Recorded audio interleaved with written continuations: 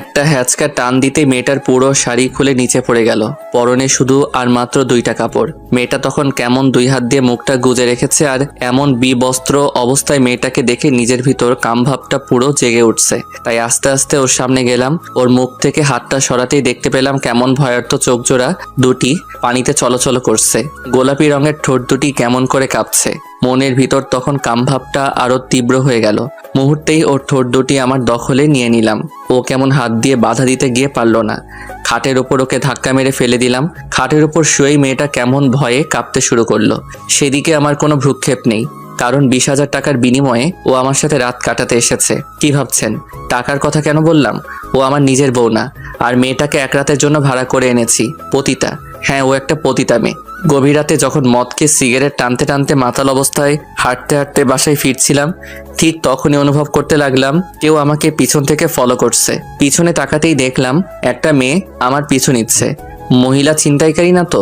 আমার সাথে আবার তখন প্রায় লাখ টাকার উপরে ছিল। প্রতিদিনই হাজার হাজার টাকা নেশা করি আমি। বড়লোক ঘরে নষ্ট ছেলে আমি।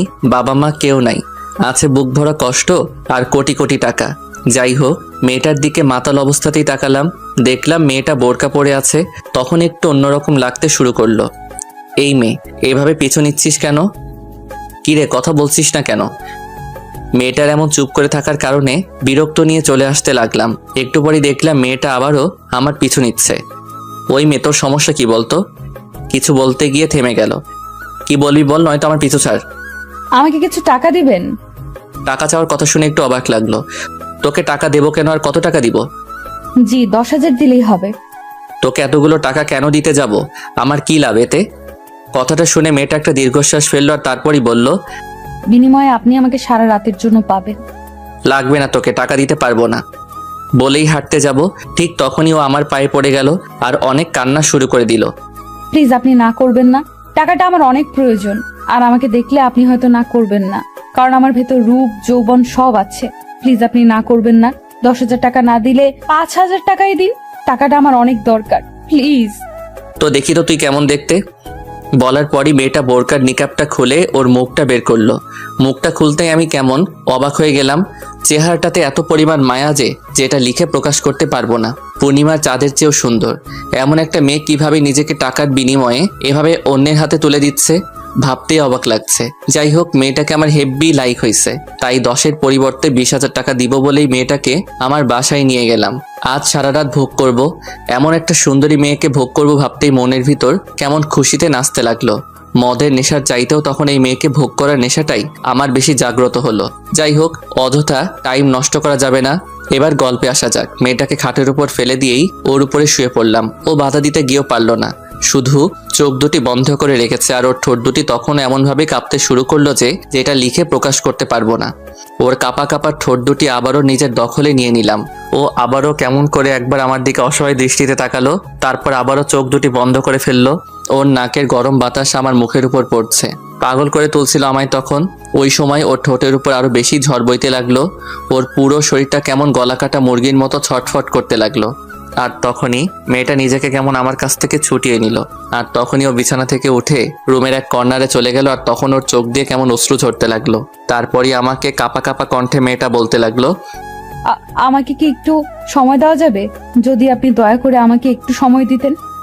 একদম ভয়ে কাতর হয়ে কাঁপা কাঁপা কণ্ঠে মেয়েটার এমন আচরণ দেখে আমি একদমই অবাক হয়ে যাই। কারণ আজ পর্যন্ত অনেক পতিতাকে আমি ভোগ করেছি, কারো মুখে এমন কথা শুনিনি। তবে এই মেয়েটা যেন কেমন, মনে হচ্ছে নিজের ইচ্ছার বিরুদ্ধেও নিজেকে আমার কাছে তুলে দিচ্ছে। আর নয়তো আমি ওকে জোর করে তুলে এনে এগুলো করছি। তারপর ওর প্রতি আমার কোনো মায়া লাগলো না, বরং রাগ হচ্ছিল।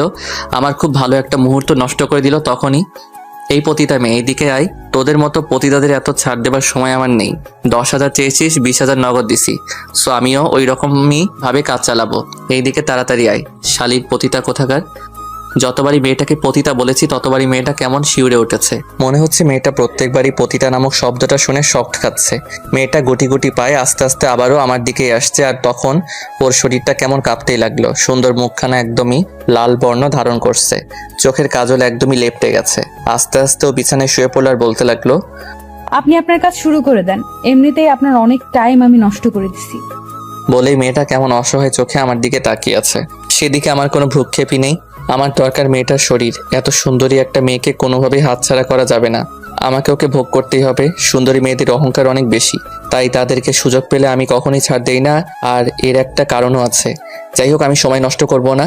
আমি আবারও বিছানায় গেলাম, আর তখনই ওর ফোনটা বাজতে লাগলো। আর ও তখন আমার দিকে কেমন করে তাকিয়ে আছে। মনে হচ্ছে ফোনটা ওর অনেক জরুরি। আর আমার ভয় সে ধরছে না। ফোনটা একের পর এক বাজতেই লাগলো। ও কেমন পাগলের মতো দিশেহারা হয়ে গেল। একবার ফোনের দিকে তাকাচ্ছে, আরেকবার আমার দিকে। তখনই বললাম, এই পতিতা মেয়ে, ফোন ধর আর স্পিকার বাড়িয়ে দিবি। যদি তোর অন্য দলবল হয় তাহলে কিন্তু তোকে এখানেই শেষ করে দিব। ও মাথাটা নাড়ালো আর ফোন ধরার অনুমতি দেবার পর মেয়েটা অনেক খুশি হলো। চোখে পানি থাকার পরও ঠোঁটের কোণে একতরফা একটু হাসি ফুটলো। তখন মেয়েটাকে সত্যি পরিদের চেয়েও হয়তো বেশি সুন্দর লাগছিল। ফোন ধরতেই ওপাশ থেকে কান্নার আওয়াজ ভেসে আসছে। মারে, তুই কই গেছস? আমি আর বাঁচুম না রে মা। ডাক্তার কইছে আমারে বাঁচাইতে হলে মেলা টাকা পয়সা লাগবো, আর আমাকে তো এত টাকা পয়সা নাই। তুই তাড়াতাড়ি আয় মা। ডাক্তার আমার হাসপাতালে থেকে টাকার লইগা বাইরে বের কইরা দিছে। টাকা দিতে পারলে আমার চিকিৎসা করব, নয়তো আর করব না। না মা, তোমার কিচ্ছু হইব না। আমি তোমারে বাঁচামু। তোমার কিচ্ছু হইতে আমি দিমু না। দরকার পড়লে নিজের শেষ করে দিমু, তবু আমার বেহেস্তকে, মাকে টাকার জন্য শেষ হতে দিমু না। তুমি একটু সহ্য করো, আমি টাকা নিয়ে আসতেছি। তুই কই রে মা? এত রাইতে তুই বাইরে কেন? ভালা মাইয়ারা তো এত রাইতে বাইরে থাকে না। আর তুই যদি খারাপ কিছু করস তাহলে কিন্তু আমি এখনই নিজের শেষ কইরা দিমু। না মা, আমি খারাপ কিছু করছি না। আসলে শহরে একটা আঙ্কেলের কাছে আসছি। উনি তোমার এই কথা শুনে অনেকগুলো টাকা দিছে, আর টাকাগুলো নিয়েই আসতেছি। আর অনেক দূরের রাস্তা তো, তাই আসতে অনেক দেরি হইতেছে। আমি আসতেছি মা, তুমি আর একটু অপেক্ষা করো। বলেই ফোনটা কেটে দিল আর কেমন করে কান্না করতে লাগলো। বারবারই ও চোখ মুছে নিজেকে ঠিক করে আমার কাছে বিলিয়ে দিতে চাচ্ছিল, কিন্তু ওর চোখের পানি কোনোভাবেই থামছে না। ওর এই কথাগুলো শুনে মুহূর্তে আমি কোনো পাথরের মূর্তি হয়ে গেলাম। আমি কি করছিলাম? এমন একটা অসহায় মেয়েকে ছি আবিচ্ছি। তুই এতটা খারাপ কিভাবে হইলি? তুই তো একটা সময় এমন ছিলি না। তুই তো একটা সময় প্রত্যেকটা মেয়েকে অনেক সম্মান আর শ্রদ্ধা করতি। আর সেই আবিদ তুই কিভাবে মেয়েদের প্রতি এত নীচ হতে পারলি? ভাবতেই বুকটা ফেটে যাচ্ছে। ঘৃণায় নিজেকে শেষ করে দিতে ইচ্ছে করছে। হঠাৎই মেয়েটা বলে উঠল, আপনার টাইম নষ্ট হচ্ছে তো, প্লিজ আপনি আপনার কাজ শুরু করুন। আমি প্রস্তুত। মেয়েটার দিকে তাকাতেই দেখলাম চোখ দুটো কেমন কালো কাজলে লেপ্টে আছে, মুখখানে কত মায়া জুড়ে আছে, আর সেই মুখটা কিভাবে আমার দিকে কেমন অসহায়ভাবে তাকিয়ে আছে। মেয়েটার প্রতি হঠাৎ এত মায়া হচ্ছে কেন? কেন ওর মুখটাকে খুব আপন মনে হচ্ছে? ওর কাছ থেকে একটু দূরে সরে গিয়ে সোফায় বসলাম, আর তখনই একটা সিগারেট ধরালাম। সিগারেট টানতেছি আর ভাবতেছি মেয়েটার মায়ের কি এমন হয়েছে যার কারণে ও এমন একটা পথ বেছে নিছে। কাজ করেও তো পারতো নিজের মায়ের চিকিৎসা করাতে। ভাবতেই সিগারেট টানতে লাগলাম। তখন খেয়াল করলাম মেয়েটা কেমন কাশতে লাগলো। হয়তো সিগারেটটা সহ্য করতে পারছে না, আর মেয়েটা ভয়েও কিছুই বলতে পারতেছে না, শুধু আমার দিকেই তাকিয়ে কাশতে লাগলো। সিগারেটটা নিভিয়ে দিলাম আর ওকে জিজ্ঞাসা করলাম, এটার গন্ধ সহ্য করতে পারো না? না। এদিকে আসো। ও আমার দিকে আস্তে আস্তে এগিয়ে আসলো, আর তখনই বললাম, সোফায় বসো। ও সোফায় বসলো। বসার পরই ওর শাড়িটা এনে ওকে আবার পরিয়ে দিতে লাগলাম। মেয়েটা তখন কেমন অবাক হয়ে আছে আর শাড়ি পরাতে বাধা দিচ্ছে। প্রথমে ভাবছিলাম হয়তো আমি পরিয়ে দিচ্ছি বলে সংকোচ বোধ করছে, পরেও নিজেই বলল, কি হলো, শাড়ি পরিয়ে দিচ্ছেন কেন? আপনি তো এখনো কিছুই করেননি। আপনি আপনার কাজ করবেন না? না। আমার মুখ থেকে না শব্দটা শুনে মেয়েটা কেমন হতভম্ব হয়ে গেল, আর চোখ দুটো বড় বড় করে জিজ্ঞাসা করলো, কেন করবেন না? আমাকে কি আপনার পছন্দ হয়নি? আমি আর বাধা দিব না। কোনো বাধা আসলেও বাধা দিব না। প্লিজ আপনি আপনার কাজ করুন। কান্না করতে করতে আমার পা জড়িয়ে ধরলো। অনেক চেষ্টা করছিলাম কিন্তু পা ছাড়াতে পারছিলাম না। একটা মেয়ে কতটা মায়ের পাগল হলে, কতটা মাকে ভালোবাসলে, মাকে বাঁচানোর জন্য নিজের সবকিছু অন্যের হাতে নিজের ইচ্ছায় এইভাবে বিলিয়ে দিতে পারে, সেটা এই মেয়েটাকে না দেখলে কখনোই বুঝতাবি না। দেখো, এই মুহূর্তে আমি কোনো কাজ করার মুডে নাই। আমি এখন কিছুই করব না। প্লিজ আপনি না করবেন না। টাকাগুলো আমার খুব দরকার। তাছাড়া আপনি নিজেই একটু আগে শুনেছেন আম্মু কি বলছে। টাকা না ছাড়া আম্মুকে বাঁচানো যাবে না। যে কোনো মূল্যে আমার টাকা লাগবেই। আচ্ছা, তোমার মায়ের কি এমন হয়েছে যার কারণে তুমি এই পথ বেছে নিছো? মেয়েটা তখন হাউমাউ করে কান্না করে দিল, আর কেমন ফুপিয়ে ফুপিয়ে বলতে লাগলো, আমার মায়ের লিভার ড্যামেজ হয়ে গেছে। ডাক্তার বলছে মাকে বাঁচাতে অনেক টাকা লাগবে। বলছিলাম অনেক টাকা লাগবে। কিন্তু কাজ করেও তো তুমি টাকা জোগাড় করতে পারতে, এই পথে আসলে কেন? মেয়েটার এমন অদ্ভুত হাসি দেখে অনেকটা অবাকই হলাম। জিজ্ঞাসা করলাম, হাসছো কেন? সুষ্ঠু সুন্দরভাবে কাজ করার অধিকার হয়তো সৃষ্টিকর্তা কোনো সুন্দরী মেয়েকে দেয়নি, আর এই পথে আসতে আমাকে এই সমাজের মানুষ বাধ্য করেছে আমার ভাগ্য। কিভাবে? আচ্ছা, তোমার এই পথে আসার গল্পটা আমাকে বলবে? খুব শুনতে ইচ্ছা করছে। পতিতাদের জীবন কাহিনী শুনে আপনি কি করবেন? শোনার ইচ্ছা, প্লিজ বলো। মেয়েটাকে অনেক রিকোয়েস্ট করার পর মেয়েটা রাজি হলো। ওপরের দিকে তাকিয়ে মেয়েটা একটা দীর্ঘশ্বাস ফেললো, আর তারপরই বলতে লাগলো, জানেন, ছোটবেলায় আমার বাবা মারা যায়। তারপর থেকে আমার মা আমাকে মানুষের মতো মানুষ করার জন্য অনেক পরিশ্রম করে। নিজে না খেয়ে আমাকে খাওয়াতো, নিজে কষ্ট করে আমার লেখাপড়া চালাতো। হঠাৎ করে একদিন বাসায় এসে দেখি মা অজ্ঞান অবস্থায় মাটিতে পড়ে আছে। তখন মাকে ডাক্তারের কাছে নিয়ে গেলাম। অনেকগুলো টেস্ট করালো। টেস্টের টাকাগুলো মানুষের কাছ থেকে ধার করে পরিশোধ করি, কিন্তু রিপোর্টের পর জানা গেল মায়ের লিভার ড্যামেজ হয়ে গেছে। এখন বাঁচাতে গেলে অনেক টাকার প্রয়োজন, কিন্তু আমার হাতে কোনো টাকা ছিল না। কিভাবে টাকা জোগাড় করা যায় সেটাই তখন ভাবতেছিলাম, কিন্তু কোনো উপায় পেলাম না। কেউ আমাদের পাশে এসে দাঁড়ালো না। চারদিকে শুধু অভাব আর অভাব, আর সবকিছু কেমন কদাকার। আমি তখন সবকিছুই অন্ধকার দেখেছিলাম, কি করব বুঝে উঠতে পারছিলাম না। বলে আকাশের দিকে আর একটা দীর্ঘশ্বাস ফেললো। তারপর অসুস্থ মাকে বাসায় নিয়ে গেলাম। মা বলল ঢাকায় মামার বাসাতে আসতে, কারণ আমার মামা অনেক বড় লোক।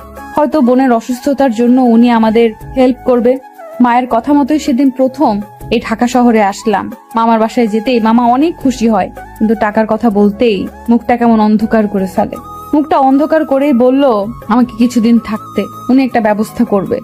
মাকে এই অবস্থায় ছেড়ে দূরে থাকতে খুব কষ্ট লাগছিল, তবুও থাকলাম, কারণ মাকে তো আমার বাঁচাতেই হবে। এদিকে মামা আমাকে হসপিটালে ভর্তি করিয়ে দিল আর আমাকে ওনার কাছে রেখে দিল। দুদিন পর মামি সহ মামাতো বোনেরা কোথাও বেড়াতে গেল। বাসায় আমি একা শুয়ে আছি আর মায়ের কথাই ভাবছিলাম। হঠাৎ কেউ একজন আমার রুমে ঢুকলো। তাকাতেই দেখলাম আমার মামা। আমি একটু হাসি দিলাম, কিন্তু সেই হাসিটা বেশি স্থায়ী হলো না। কেন? কারণ তখনই মামা দরজাটা ভেতর থেকে বন্ধ করে দিল। ভালো মানুষের পেছনে মামার এত জঘন্য একটা রূপ সেদিনই আমার কাছে প্রকাশ পায়। কিছু বুঝে ওঠার আগেই আমার মামা আমার উপর ঝাঁপিয়ে পড়লো। আমাকে বাবা পর্যন্ত ডেকেছিলাম, পায়ে হাতে দিয়ে বারবার বলেছিলাম বাবা যে জায়গায় মামাও সেই একই জায়গায়, আমি তোমার মেয়ের মতো। কিন্তু সেদিন এই অসহায় মেয়েটাকে নিজের আপন মামা নৃশংসতার কাছে রেহাই পেল না, পশুর মতো আমাকে বলেই কেমন ফুপিয়ে কান্না শুরু করে দিল। ওর কথাটা শুনে আমিও নিজেও কেঁদে দিলাম। কি বলছে এই মেয়েটা? আর কিভাবে মানুষ এতটা নীচ হতে পারে? আল্লাহ, তুমি এর আগে ওই জানোয়ারের বাচ্চাটাকে শেষ করে দিলে না কেন? ওই জানোয়ারের বাচ্চাকে আমি মাফ করব না, আমি নিজে ওকে শেষ করে দিব। আমি তখন কেমন থরথর করে কাঁপতে লাগলাম। একটা মেয়ে কতটা কষ্ট পেতে পারে, কেনই বা এমন পরিস্থিতিতে আসে, ওকে না দেখলে বুঝতেই পারতাম না। মানুষ পতিতাদের অনেক খারাপ বলে, কিন্তু একটা মেয়ে কেন পতিতা হয়, কেন নিজের সবকিছু টাকার জন্য অন্যের কাছে বিলিয়ে দেয়, সেটা হয়তো সবারই অজানা।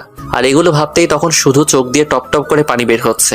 কাপা কাপা কণ্ঠে বলতে লাগলাম, তারপর মেয়েটা উপরের দিকে তাকিয়ে অনেকগুলো দীর্ঘশ্বাস ফেললো। তারপর কিছুক্ষণ নীরবতা। একটু পরে নীরবতা ভেঙে বলতে লাগলো, সেদিন আমার সব কিছু উনি কেড়ে নিয়েছিল। প্রচন্ড ব্যথায় সেদিন বিছানা থেকে উঠতে পারিনি। ওনার হিংস্রতা এতই বেশি ছিল যে আমাকে একটুও ছাড় দেয়নি। ওনার কাজ শেষে আমাকে একটা কথাই বলেছিল, তোকে ভোগ করে অনেক আনন্দ পেলাম, আর মনে রাখিস সেগুলো যদি কাউকে বলিস তাহলে এই ভিডিওটা দেখ। আমাকে তখন একটা ভিডিও দেখালো যেটাতে আমার হিংস্রতাকে দেখতে পেলাম। ভিডিওটা দেখিয়ে বলল, তোর এই ভিডিও আমি ভাইরাল করে দেব, তোর আম্মুর চিকিৎসার একটা টাকাও দিব না, তোর মা মরে যাবে। তখন নিজের কথা ভুলে গেলাম, মায়ের মুখখানা মনে পড়ে গেল। না, মাকে কোনোভাবেই মরতে দেওয়া যাবে না। তখন আমি চুপ করে গেলাম।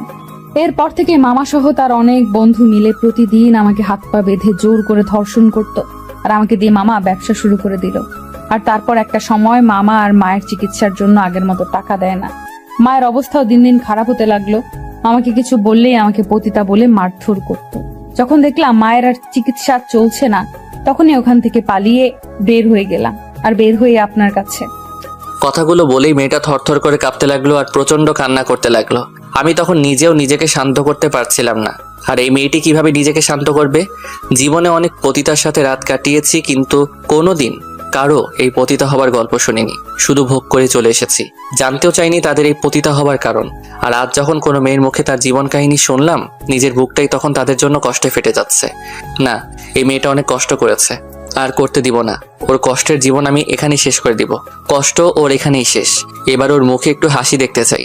তখন বুঝতেই পারলাম মেয়েটা টাকার জন্য সব করতে পারবে। এখন আমি তাড়িয়ে দিলে আমার কাছ থেকে চলে গিয়ে আবার অন্য কারোর সাথে মিশবে। তার চেয়ে ভালো এই মেয়েটাকে অনেক দিনের জন্য আমার কাছেই রেখে দেই। তখনই বললাম, আমি তোমার পাশে থাকতে চাই, রাখবে তোমার পাশে? পতিতাদের সাথে থাকতে নেই। আর আমি ছেলে জাতটাকে এখন ঘৃণা করি। আপনি আপনার কাজ শেষ করুন, এমনিতেই রাত প্রায় শেষ পর্যন্ত। বুঝতে পারলাম ছেলেদের প্রতি ওর যথেষ্ট ঘৃণা জন্মে গেছে। এইভাবে মেয়েটাকে আমার কাছে রাখতে পারবো না, অন্য একটা বুদ্ধি খাটাতে হবে। ওই যে একটা ব্যাগ দেখছো, ওই ব্যাগে অনেক টাকা আছে, প্রায় 10 লক্ষ টাকার মতো আছে। আমি জানি এই 10 লক্ষ টাকা তো এই পতিতা পেশায় কয়েক মাসও কামাতে পারবা না। তো আমি যদি তোমাকে ওই টাকাগুলো দিয়ে দিই, বিনিময়ে আমাকে কি দিবা? কথাটা বলতেই মেয়েটা কেমন অবাক হয়ে আমার দিকে তাকিয়ে রইল, আর বলতে লাগলো, আপনি যা চাইবেন তাই। দরকার পড়লে সারা দিন সারা রাত সব সময় আপনার সাথে কাটাবো, কিন্তু তারপরেও আমার মাকে বাঁচানোর জন্য টাকাগুলো দরকার। একটা শর্তে তোমাকে টাকাগুলো দিব। কি শর্ত? কাল থেকে শুরু করে টানা 2 মাসের জন্য তুমি আমার সবসময় আমার সাথে থাকতে হবে। যা বলবো তাই করতে হবে, কোনো কথাই না করতে পারবা না। এই 2 মাসে তোমার কাছে আমার যেটা যেটা ইচ্ছা সব তোমাকে পূরণ করতে হবে। আমার সাথে রাত দিন সবসময় কাটাতে হবে। রাজি আছো? আমি রাজি, তবুও টাকাগুলো আমার চাই। আমার মাকে বাঁচাতেই হবে। অবাক হয়ে গেলাম। মেয়েটা বিন্দু পরিমাণও ভাবার টাইম নিল না, এক কথায় সে রাজি। ভেবে বলছো তো? আমি রাজি। ঠিক আছে, টাকাগুলো তুমি কালই পাবে, আর এখনই আমার সাথে চলো। কোথায়? আপনি আপনার কাজ করবেন না? আমাকে তো সকালে বাসায় যেতে হবে। চুপচাপ এখন আমার সাথে চলো। হুম। তখনই মেয়েটাকে আগে ওর শাড়িটা পরিয়ে দিলাম, আর ওকে ওয়াশরুম থেকে ফ্রেশ হয়ে আসতে বললাম। তারপরও ওকে নিয়ে আমার গাড়িতে উঠলাম। ও কেমন ভয় ভয়ে গাড়িতে উঠলো। প্রচন্ড ভয় পাচ্ছে মেয়েটা, হয়তো ভাবছে তাকে কোথাও নিয়ে কিছু করে ফেলবো। গাড়ি ড্রাইভ করছি, হঠাৎই মেয়েটাকে বললাম, এই মেয়ে, এতক্ষণ আমার সাথে আছো অথচ নামটাই জানি না, আর কাল থেকে তো তুমি আমার সাথেই থাকবা। তো নাম কি তোমার? জি, মোসাম্মদ আনিকা আক্তার। খুব সুন্দর নাম, রূপের সাথে নামের অনেক মিল আছে। আর আমার নাম আবিদ হাসান, সবাই আবিদ বলেই ডাকে। এখন থেকে তুমিও আবিদ বলেই ডাকবা। আমি নাম ধরে ডাকতে পারবো না, স্যার বলে ডাকি। কি বলছি? আমি যেটা বলছি চুপ করে সেটাই শুনবা, বুঝছো? বলো আবিদ। করছো কেন? বলো আবিদ। আবিদ। এবার বলো গ্রামের বাসা কোথায়? আমরা এখন সেখানেই যাব। কিন্তু। কোনো কিন্তু নাই। এইদিকে তোমার আম্মুর অবস্থা অনেক খারাপ, তাই দেরি করে একদমই লাভ হবে না। তারপরই ওর থেকে ঠিকানা নিয়ে ওদের গ্রামের বাসায় চলে গেলাম। যেতে যেতে প্রায় সকাল হয়ে গেল, আর ওর আম্মুকে ওখান থেকে নিয়ে আসলাম। ঢাকাতে এনে বড় একটা ভালো হসপিটালে ভর্তি করে দিলাম। তখনই আনিকা বলে উঠলো, আপনার এই ঋণ কিভাবে শোধ করব আমি? হয়তো নিজের জীবন দিয়ে হলেও আপনার এই ঋণ আমি শোধ করতে পারবো না। শোধ করার দরকার নেই। আর হ্যাঁ, শর্ত অনুযায়ী আজ থেকে আমি যা যা বলবো সব তোমাকে মানতে হবে। বলুন, আমাকে কি করতে হবে? এখন থেকে আমাকে তুমি করে বলবা, আর আমার নাম ধরে ডাকবা। যদি এর ব্যতিক্রম করো তাহলে। এই না, আপনি যেটা বলবেন সেটাই করব। আবার আপনি? তুমি। তোমার আম্মু এখন ঘুমাবে, ডাক্তার ওনাকে ঘুমের ওষুধ দিচ্ছে। আনিকাকে নিয়ে বাসায় আর আসলাম না, একদম কাজী অফিসে চলে গেলাম। কাজী অফিস দেখে আনিকা বলে উঠলো, কাজী অফিসে কেন? আর কার বিয়ে? তোমার আর আমার বিয়ে। মানে? তুমি আমার কাছে 2 মাস পর্যন্ত আছো, আর আমি তোমাকে পতিতা পরিচয় আমার বাসায় রাখতে পারবো না। সো 2 মাসের জন্য আমার বউ হয়ে থাকবা। কথাটা শোনার পর আনিকা কেমন থ হয়ে গেল। 2 মাসের জন্য বিয়ে? আমি পারবো না এই বিয়ে করতে। দেখো, শর্ত অনুযায়ী তোমাকে করতেই হবে। আর আমার সাথে 2 মাস ওইভাবে মেলামেশা করলে পাপের পরিমাণটা অনেক বেশি হবে, আর এইভাবে করলে সেটা আর হবে না। হাসছো কেন? হাসবো না তো কি করব? তোমরা বড় লোকরা পারো বটে, তোমাদের কাছে সবকিছুই কেমন পুতুল খেলা মনে হয়। আর আমাদের পুতুল ভেবে কত কিছুই না করছো। সবই টাকা। তবে কষ্ট নেই, আমি পুতুল হয়ে তোমার খেলায় থাকতে রাজি আছি। কারণ এত কিছু জানি না, চলো। তারপর আনিকার সাথে শর্ত মোতাবেক বিয়েটা হয়েই গেল। 2 মাসের জন্য একটা পতিতা মেয়েকে বিয়ে করে নিলাম। ওকে নিয়ে বাসায় চলে আসলাম। আপাতত একটা বাসর সাজালাম। বাসর ঘরে আনিকা বসে আছে। ঢুকতেই আমাকে সালাম করলো। আরে আরে, সালাম করছো কেন? বাসরাতে বাঙালি মেয়েদের এটাই করতে হয়। তবে এটা তো মাত্র কয়েকদিনের বিয়ে, তাই না?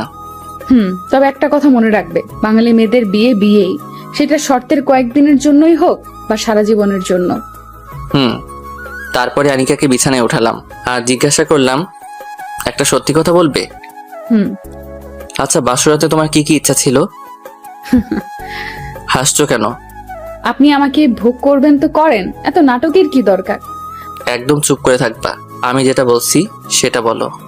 আমি একটা ভাড়াটে পতিতা, আমার কোনো ইচ্ছে নেই। তবে বাঙালি প্রত্যেকটা মেয়েদের খুব ইচ্ছা বাসর রাতে লাল বেনারসি পরে স্বামীর ঘরে যাবে, তার সাথে নিজের সবকিছু ভাগাভাগি করে নিবে, আর তার সাথে অনেক গল্প করবে, আর সব সময় তার স্বামীর বুকে মাথা রেখে ঘুমাবে, কখনোই আলাদা হবে না। কথাগুলো বলেই মেয়েটা কেমন একটা দীর্ঘশ্বাস ফেললো। একটা জিনিস খেয়াল করলাম, মেয়েটা বেশিরভাগ টাইমই দীর্ঘশ্বাস ত্যাগ করে। বুকের ভিতর কতটা কষ্ট থাকলে একটা মেয়ে বারবার এমন করতে পারে সেটা হয়তো আমার ধারণার বাইরে। যাই হোক, মেয়েটাকে এত কষ্ট আর পেতে দিব না। তখনই আনিকাকে বললাম, খুব ভালো ধারণা আছে তো তোমার, কাজে লাগানো যাবে। কিসের কাজ? না কিছু না, তবে আজকে কিন্তু তোমাকে আর ছাড়বো না, বাসর রাত বলে কথা। হাসছো কেন? আমার জন্য আর বাসর রাত? আমার মতো পতিতাদের সাথে তো প্রতিদিনই। ওই একদম চুপ। আজ থেকে মুখে যেন পতিতা নামটাও যেন না আসে, আসলে খুব খারাপ হবে। দেখো, সত্যিটা তো আমাকে বলতেই হবে।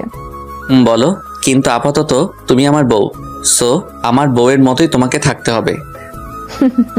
হায় রে বউ, তাও আবার 2 মাস।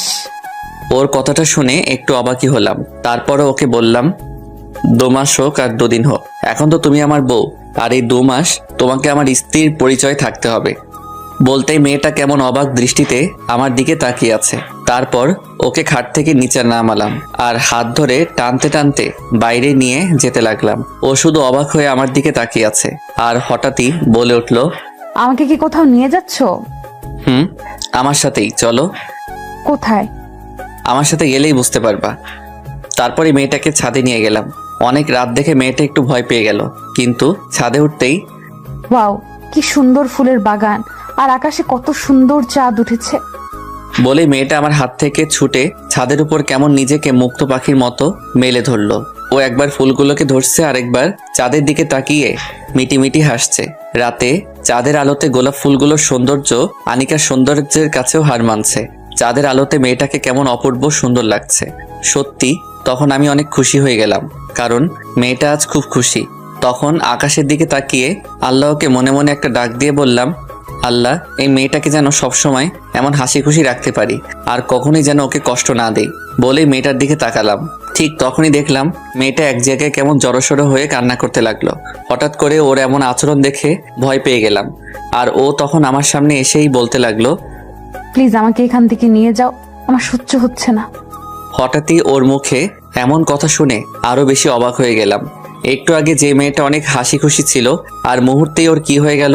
নিজের পুরনো খারাপ অতীতটা তাকে কষ্ট দিচ্ছে না তো? এই মেয়ে, কান্না করছো কেন? কথা বলো। আমাকে এখান থেকে নিয়ে যাও। কিন্তু কেন? আমার মতো একটা পতিতা এমন নিষ্পাপ ফুল ছুতে পারে না, আর এই চাঁদের আলো আমার মতো বাজে মেয়ের উপর মানায় না, কেমন কদাকার দেখায়। বলেই মেয়েটা কান্না করতে লাগলো। এই তুমি এগুলো কি বলছো?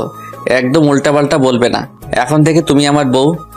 বলেই ওর চোখের পানিটা মুছে দিলাম আর ওর কপালে ঠোঁটের উষ্ণতা এঁকে দিলাম। মেয়েটা তখন শুধু নির্বাক হয়ে আমার দিকে অবাক চোখে তাকিয়ে রইল। আর তখনই মেয়েটাকে নিজের সর্বোচ্চ শক্তি দিয়ে জড়িয়ে ধরলাম, আর ও তখন কেমন কেঁপে উঠল। যখন আমার কাছ থেকে ওকে ছুটালাম, তখন ও কেমন করে যেন আমার দিকে তাকিয়ে আছে। হয়তো আনিকা ভাবছে ওর সাথে আমি যা করছি সবই ওকে ভোগ করার জন্য, বা তার অসহায়ত্বর সুযোগ নেওয়ার জন্য। কিন্তু আমার মনে শুধু একটা কথাই, যতদিন বেঁচে থাকবো কোনোভাবেই আর এই মেয়েটাকে কষ্ট দিব না, সব সময় ওর পাশে থাকবো। ওকে নিয়ে ঘরে চলে আসলাম আর বিছানায় শুয়ে পড়লাম। আনিকা তখন আমার পাশে শুয়েছিল, আর তখনই আনিকার কথাটা মনে পড়লো। একটু আগে বলেছিল বাঙালি মেয়েরা চায় সবসময় তার স্বামীর বুকে মাথা রেখে ঘুমাতে, হয়তো ওরও এমনটাই ইচ্ছে ছিল। যাই হোক, তখনই আনিকাকে জড়িয়ে ধরলাম, আর ও একদম চুপ হয়ে শুধু আমাকে দেখছিল। তখন ওর মাথাটা আমার বুকে রাখতে বলে ওকে জড়িয়ে ধরে ঘুমিয়ে পড়লাম। সকালবেলা ঘুম ভাঙতেই দেখলাম মেয়েটা এখনো ঘুমিয়ে আছে। আহ, কি নিষ্পাপ মুখ, একদম ছোট বাচ্চাদের মতো করে ঘুমিয়ে আছে। তখন ওর কপালে আলতো করে একটা চুমু দিতেই ও কেমন জেগে উঠলো, আর আমার দিকে একবার তাকিয়েই নিচু হয়ে গেল।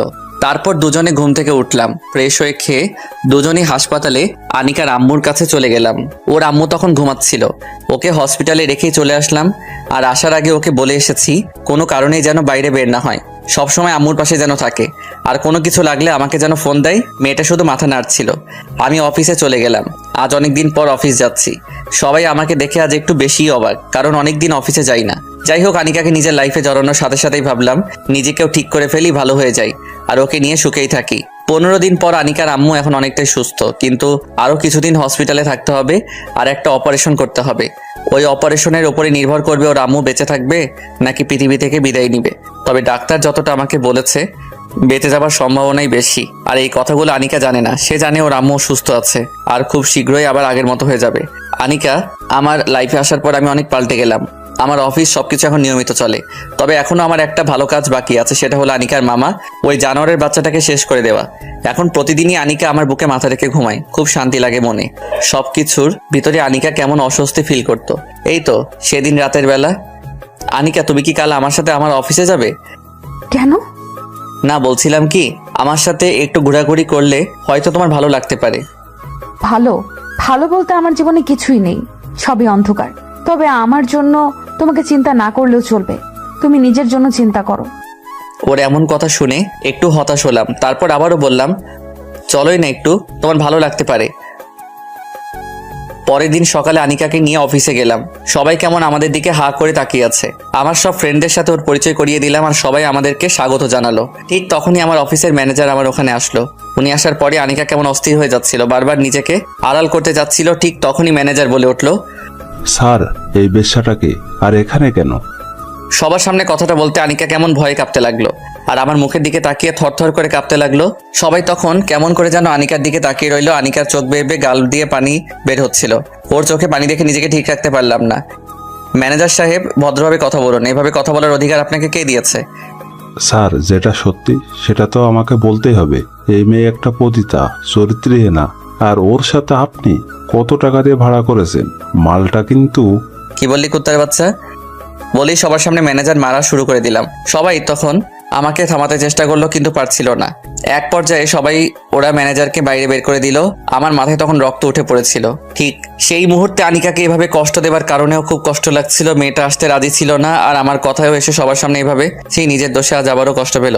পুরোনো অতীতটা ওকে ভুলাতে গিয়ে মনেও করিয়ে দিলাম। ভাবতে নিজের উপর তখন রাগ হতে লাগলো। তখনই আনিকাকে খুঁজতেই দেখলাম আনিকা নেই। ও গেল কোথায়? ওকে খোঁজা শুরু করলাম, কিন্তু পাচ্ছিলাম না। বুকের ভিতর কেমন অস্থিরতা কাজ করছিল। ও যদি নিজের কোনো ক্ষতি করে ফেলে তাহলে তো নিজেকে আমি ক্ষমা করতে পারবো না। সব দোষ আমার, কেন যে ওকে এখানে আনতে গেলাম। কিন্তু ও কোথায়? খুঁজতে লাগলাম আনিকাকে, কিন্তু পাচ্ছি না। অফিসে দারোয়ানকে জিজ্ঞাসা করতেই বললো ও নাকি বেরো হয়নি। তাহলে গেল কোথায়? খুব কষ্ট লাগছিল, নিজের একটু ভুলের জন্য ওকে হারিয়ে ফেলবো না তো। হঠাৎ অফিসের একটা কর্মচারী এসে বললো ও নাকি ছাদে গেছে। তাই আর এক মুহূর্ত দেরি করলাম না, একটা দৌড় মারলাম আর ছাদে চলে গেলাম। দেখলাম মেয়েটা ছাদ থেকে ঝাঁপ দিতে যাচ্ছে। ঠিক তখনই মেয়েটার হাত ধরে ফেললাম। এই তো সাহস হলো কিভাবে এভাবে নিজেকে শেষ করে দেবার? আমি বাঁচতে চাই না। আজ আমার জন্য তোমার কত বড় ক্ষতি হয়ে গেছে। একদম কোনো কথা বলবি না, আমার কিছুই হয়নি। ঠিক তখনই মেয়েটা আমার পায়ে পড়ে গেল। আজ আমাকে হেল্প করতে এসে আপনাকে কতটা অপমান সহ্য করতে হচ্ছে। সবার সামনে আপনাকে কত ছোট হতে হচ্ছে। প্লিজ আনিকা, এভাবে বলো না।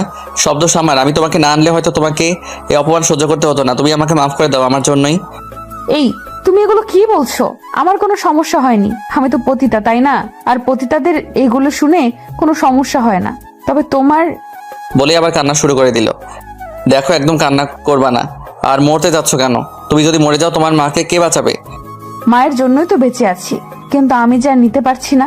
ওই মানুষটা আমার জীবনটাকে শেষ করে দিছে, শেষ করে দিছে। বলে কান্না করতে লাগলো।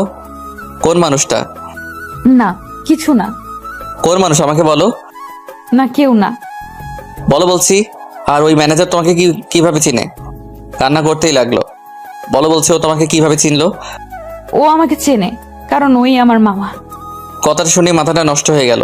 কি, যে জানোয়ারের বাচ্চাটাকে আমি শেষ করার জন্য ভাবছি, যে জানোয়ারটা একটা মেয়ের সুন্দরভাবে বাঁচার অধিকার নষ্ট করে দিচ্ছে, যে জানোয়ারের বাচ্চা একটা পবিত্র দেখে জানোয়ারের মতো ঝাঁপিয়ে পবিত্র সম্পর্ক নষ্ট করে মেয়েটাকে অপবিত্র করেছে, সে আমার কোম্পানিরই ম্যানেজার। তাকে তো আমি শেষই করে দিব। মৃত্যুর যন্ত্রণা যে কতটা কষ্টের তাকে আমি বুঝিয়ে দিব। তুই মরার জন্য প্রস্তুত হ, কুত্তার বাচ্চা।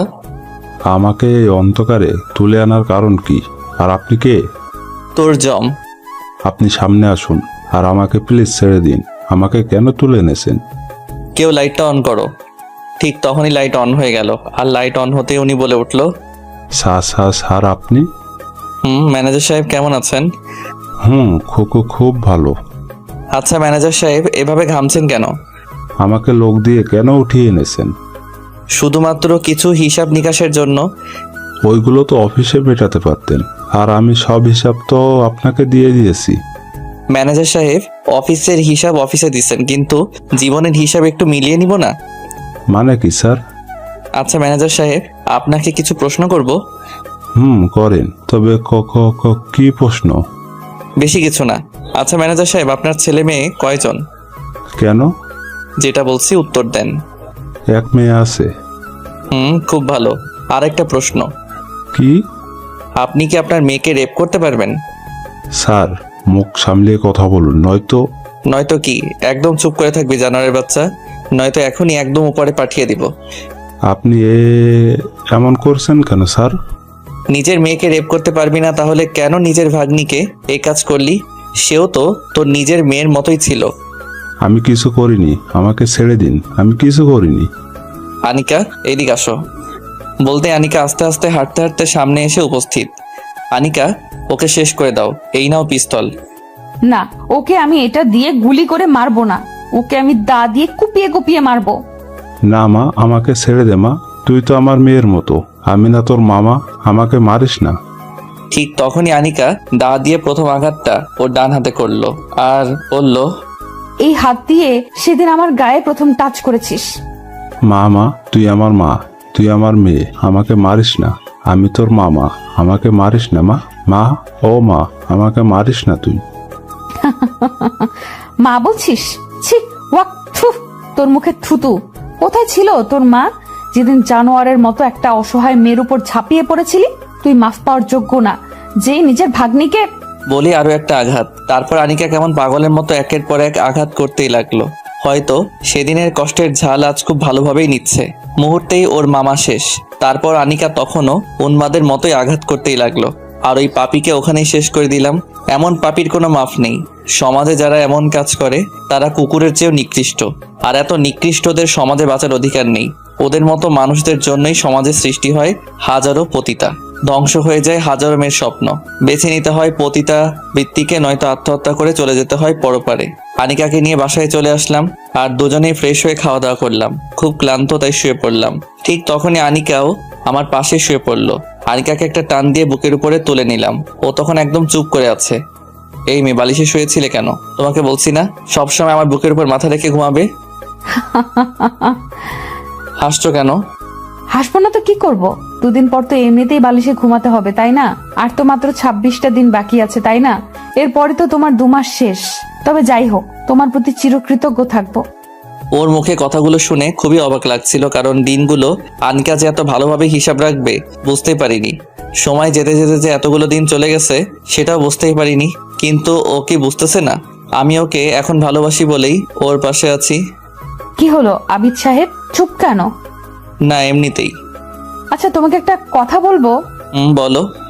এই যে তুমি সেই প্রথম দিন থেকেই আমার এত উপকার করছো, তারপর আবার শর্ত মোতাবেক বিয়ে করে এতগুলো টাকাও দিয়েছো, আজ আবার আমাকে একটা জানোয়ারকে শেষ করতেও সাহায্য করেছো, এই সবই তো আমাকে ভোগ করার জন্য, তাই না? তাহলে আমাকে তো এখনো ভোগ করোনি, কিন্তু কেন? ওর কথাটা শুনে বুকটা কেমন ধুক করে উঠলো। উপরের দিকে তাকিয়ে একটা দীর্ঘশ্বাস ফেলেই মনে বললাম, ও কি ভাবছে এগুলো? ওকে এখনো বুঝতে পারছে না ওকে ভোগ করার জন্য আমি এগুলো করছি না, ওকে ভালোবাসি বলে এগুলো করেছি। তখনই ওকে নরম সুরেই বললাম, জানো আনিকা, সবকিছু মানুষ ভোগের জন্য করে না। আর হ্যাঁ, তোমাকে ভোগ করার ইচ্ছা থাকলে তোমার পাশে না থেকেও হয়তো তোমাকে প্রতিদিনই ভোগ করতে পারতাম। আর তুমি আমার সাথে এতগুলো রাত কাটিয়েছো, কিন্তু তোমাকে শুধু আমার বুকের উপর রেখে জড়িয়ে ধরে ঘুমিয়েছি। এছাড়া তোমার সাথে অন্য কোনো ধরনের বিহেভ করিনি, যেটা দিয়ে প্রমাণিত হয় আমি তোমাকে ভোগ করতে চাচ্ছি। আচ্ছা ঘুমাও, এমনিতেই আজ অনেক ক্লান্ত তুমি। তারপরে চুপচাপ ঘুমিয়ে পড়লাম। শরীর ক্লান্ত থাকার কারণে ঘুম খুব তাড়াতাড়ি চলে আসলো। আনিকাকে আজ 5 দিন পর ওর আম্মুর কাছে নিয়ে যাচ্ছি। এর ভিতর মেয়েটা অনেকবার যেতে চাইলেও ওকে যেতে দেয়নি, কারণ এই কয়দিনের ভিতর আনিকাকে গোপন রেখে ওর আম্মুর অপারেশন করিয়ে ফেলেছি। অপারেশন করার আগে খুব ভয় ছিলাম, কারণ একটু এদিক সেদিক হয়ে গেলেই আনিকার আম্মু শেষ হয়ে যেত। আর আল্লাহ না করুক এমন হলেও ও হয়তো আমাকে ভুল বুঝতো, কারণ ওর অগোচরে কাজটা করা ঠিক হয়নি। তবু করালাম কারণ মেয়েটা বড্ড বেশি মায়ের পাগল। মাকে ছাড়া সবকিছু ওর কাছে অর্থহীন। আর যদি ও জানে ওর আম্মুর অপারেশন হবে তাহলে হয়তো ও নিজেই ঠিক থাকতে পারতো না। তাই একটু বেশি রিস্ক নিয়ে ওর অজান্তেই, যাই হোক ওর আম্মু এখন অনেক ভালো আছে। হাসপাতালে যেতেই ডাক্তার বলে উঠল, আবিদ সাহেব, রোগী আল্লাহর রহমতে অনেক ভালো আছে। সামনের সপ্তাহে ইচ্ছা করলে নিয়ে যেতে পারেন, তবে ওনার দিকে একটু বেশি খেয়াল রাখবেন। অপারেশনের রোগী তো বুঝেনি। আমি মাথা নাড়ালাম। আর ডাক্তারের এমন কথা শুনে আনিকা কেমন করে যেন আমার দিকে তাকিয়ে আছে আর অনেক বেশি অবাক হয়ে জিজ্ঞাসা করলো, কিসের অপারেশন আর কার অপারেশন? আমি তোমাকে পরে বলছি, আগে চলো মাকে দেখে আসি। না, তুমি আগে বলো কিসের অপারেশন। ঠিক তখনই ডাক্তার বলে উঠল, আসলে আপনার মায়ের একটা অপারেশনের দরকার ছিল, আর ওটা অনেক রিস্কের অপারেশন। তাই আবিদ সাহেব আপনাকে কিছুই জানায়নি, কারণ এতে আপনি অনেক টেনশন করবেন। আর অপারেশনটা না করালেও আপনার মাকে বাঁচানোর কোনো আশা ছিল না, হয়তো তখন উনি মরেই যেতেন। তবে যাই হোক, এখন আপনার মা সম্পূর্ণ বিপদমুক্ত। খুব শীঘ্রই আপনার মা ভালো হয়ে যাবে। বলেই ডাক্তার চলে গেল। আর এইদিকে আনিকার চোখে পানি, আর ও আমার দিকে কেমন অবাক দৃষ্টিতে তাকিয়ে আছে, মনে হচ্ছে আমার উপর কেমন রেগে আছে। আমি তখন আনিকার হাতে ধরলাম আর ওর আম্মুর কাছে চলে গেলাম। ভিতরে যাওয়ার পরই আমাদের কথার আওয়াজ শুনে ওর মা জেগে উঠল। তুই এসেছিস মা? আর তুই এত শুকিয়ে গেছিস কেন? ঠিক মতো খাওয়া দাওয়া করিস না নাকি? তুই যদি এমন করিস তাহলে কিন্তু আমি আর ওষুধ খাবো না। এগুলো বলো না মা, তুমি কেমন আছো? খুব ভালো আছি রে, খুব ভালো। বলেই মা মেয়ে কেমন একে অপরকে জড়িয়ে ধরে কান্না শুরু করে দিচ্ছে। আর আনিকার মা কেমন করে আনিকার কপালে চুমু দিচ্ছে আর কেমন করে বুকে আগলে রেখেছে। ওদের এই দৃশ্যটা দেখে নিজের অজান্তেই চোখ দিয়ে চোখের নোনা পানি বের হয়ে গাল বেয়ে বেয়ে পড়তে লাগলো। আর নিজের বাবা মায়ের কথা খুব মনে পড়তে লাগলো। বাবা মা যে কি জিনিস সেটা যে হারিয়েছে সেই ভালো জানে। খুব মিস করছিলাম বাবা মাকে। আমার মতো এতিমের কাছে যে বাবা মায়ের ভালোবাসার মূল্য কত বেশি সেটা একমাত্র আমি এতিমই জানি। ঠিক তখনই আনিকার মা আমাকে ডাক দিল। বাবা, তুমি কান্না করছো কেন? আসলে মায়ের কথা খুব মনে পড়ছে, আজ খুব মিস করছি। কেন, তোমার বাবা মা কোথায়? না, ছোটবেলায় তারা মারা গেছে, এতিম করে চলে গেছে আমায়। কে বলেছে তুমি এতিম? আমি কি তোমার মা না? এদিকে আসো বাবা। তখনই দৌড়ে ওনার কাছে যেতেই উনি আমাকে জড়িয়ে ধরেই বলতে লাগলো, আজ থেকে তুমিও মার ছেলে। আহ কি শান্তি, কলিজাটা জুড়িয়ে গেল। তখনই আমি বললাম, আচ্ছা আমি কি আপনাকে আজ থেকে মা বলে ডাকতে পারি? কেন পারবে না, অবশ্যই ডাকবে। খুব খুশি লাগছিল। আর তখন একটা ফোন আসলো। আচ্ছা মা, আমি একটু বাইরে থেকে কথা বলে আসছি, আপনারা কথা বলুন। যাও বাবা। তারপরে আমি বাইরে বের হয়ে গেলাম। প্রায় 20 মিনিট পর ভিতরে যাব, তখনই দরজা বাইরের থেকে শুনতে পেলাম, মারে, ছেলেটা কে? এই তো আমার ক্ষণিকের ফ্রেন্ড। মারে, ছেলেটা অনেক ভালো রে। তুই জানোস ছেলেটা এই কয়টা দিন কিভাবে আমার পিছনে খাটছে? কত সময় আমার পিছনে শেষ করছে, প্রত্যেকটা দিন আমার সেবা করছে। তোমার অপারেশন হয়েছে আমাকে বলেনি কেন? আমি নিষেধ করেছিলাম, কারণ তুই শুনলে অনেক ভেঙে পড়বি। তবে যাই হোক, ছেলেটাকে আমার খুব ভালো লেগেছে। এমন একটা ছেলে যদি... থাক মা, আর বলো না। কেন? কারণ ও অনেক বড় লোক। তারপরও রে মা, আমার মনে হয় ওই ছেলেটা তোরে ভালোবাসে, নয়তো... মা আর বলো না প্লিজ। ওদের কাছে ভালোবাসার কোনো মূল্য নেই। ওরা বড় লোক, তাই ওদের কাছে মেয়েরা খেলার পুতুল। খেলা শেষ হলেই সব শেষ। আর আমি তার যোগ্য না মা। আর অযোগ্য হয়ে আমি কারো পরিহাসের করুণার পাত্রী হতে চাই না। বলেই মেয়েটা কেমন কান্না করে দিল। বাইরে থেকে কথাগুলো নিজেরই কান্না এসে গেল। তার মানে এতদিনে ওর মনে একটু ভালোবাসা আমি তৈরি করতে পারিনি, আর একটু জায়গাও তৈরি করতে পারলাম না। নাকি ওর অতীতের কারণে ও আমাকে ওর জীবনে জড়াতে চায় না। বাইরে থেকে একটা কাশির আওয়াজ দিয়ে ভিতরে ঢুকলাম। আমাকে দেখে আনিকা তাড়াতাড়ি করে নিজের চোখের পানি মুছে ফেললো। আমি আর বেশি কিছু বললাম না। ভিতরে গিয়ে অফিসে কাজ আছে বলেই বের হয়ে গেলাম। তারপর বাসায় এসে চুপ করে শুয়ে রইলাম। ভাবতে লাগলাম কি করব। ওর সাথে প্রায় 2টা মাস কেটে গেল, 10টা দিন মাত্র বাকি। এতগুলো দিনেও কি ও আমাকে একটু বুঝতে পারলো না? ভাবতে ভাবতেই বিছানায় ঘুমিয়ে পড়লাম। হঠাৎই কারো ডাকে আমার ঘুম ভাঙলো। চোখ খুলতেই দেখলাম আনিকা। আমার দিকে কেমন অবাক করা দৃষ্টিতেই তাকিয়ে রইল মেয়েটা। আস্তে আস্তে খাটের একটা কর্নারে এসে বলল, তুমি ঠিক আছো তো? তোমার কিছু হয়নি তো? কোনো সমস্যা? আর কখন বাসায় আসছো? একসাথেই কথাগুলো জিজ্ঞাসা করলো। হয়তো আমি বাসায় এসে শুয়ে আছি আর ওকে জানাইনি বলে প্রশ্নগুলো করছে। এই তো হসপিটাল থেকে সোজা বাসায় চলে আসছি। অফিসে যাওনি? না, কেন? এমনিতেই। ভালো। কিন্তু আমাকে তো একটু বলতে। বলতে গিয়েও আনিকা আর কিছু বলল না, কথাটা অপূর্ণই রেখে দিল। আনিকার প্রতি খুব রাগ হচ্ছিল। ও কি একটু বুঝতে পারছে না তাকে আমি কতটা ভালোবাসি? ও কি আমাকে একটু বুঝবে না নাকি বুঝতেই চায় না? ওর প্রতি বুক ভরা অভিমান নিয়ে চুপ করে শুয়ে রইলাম। তুমি খাবে না?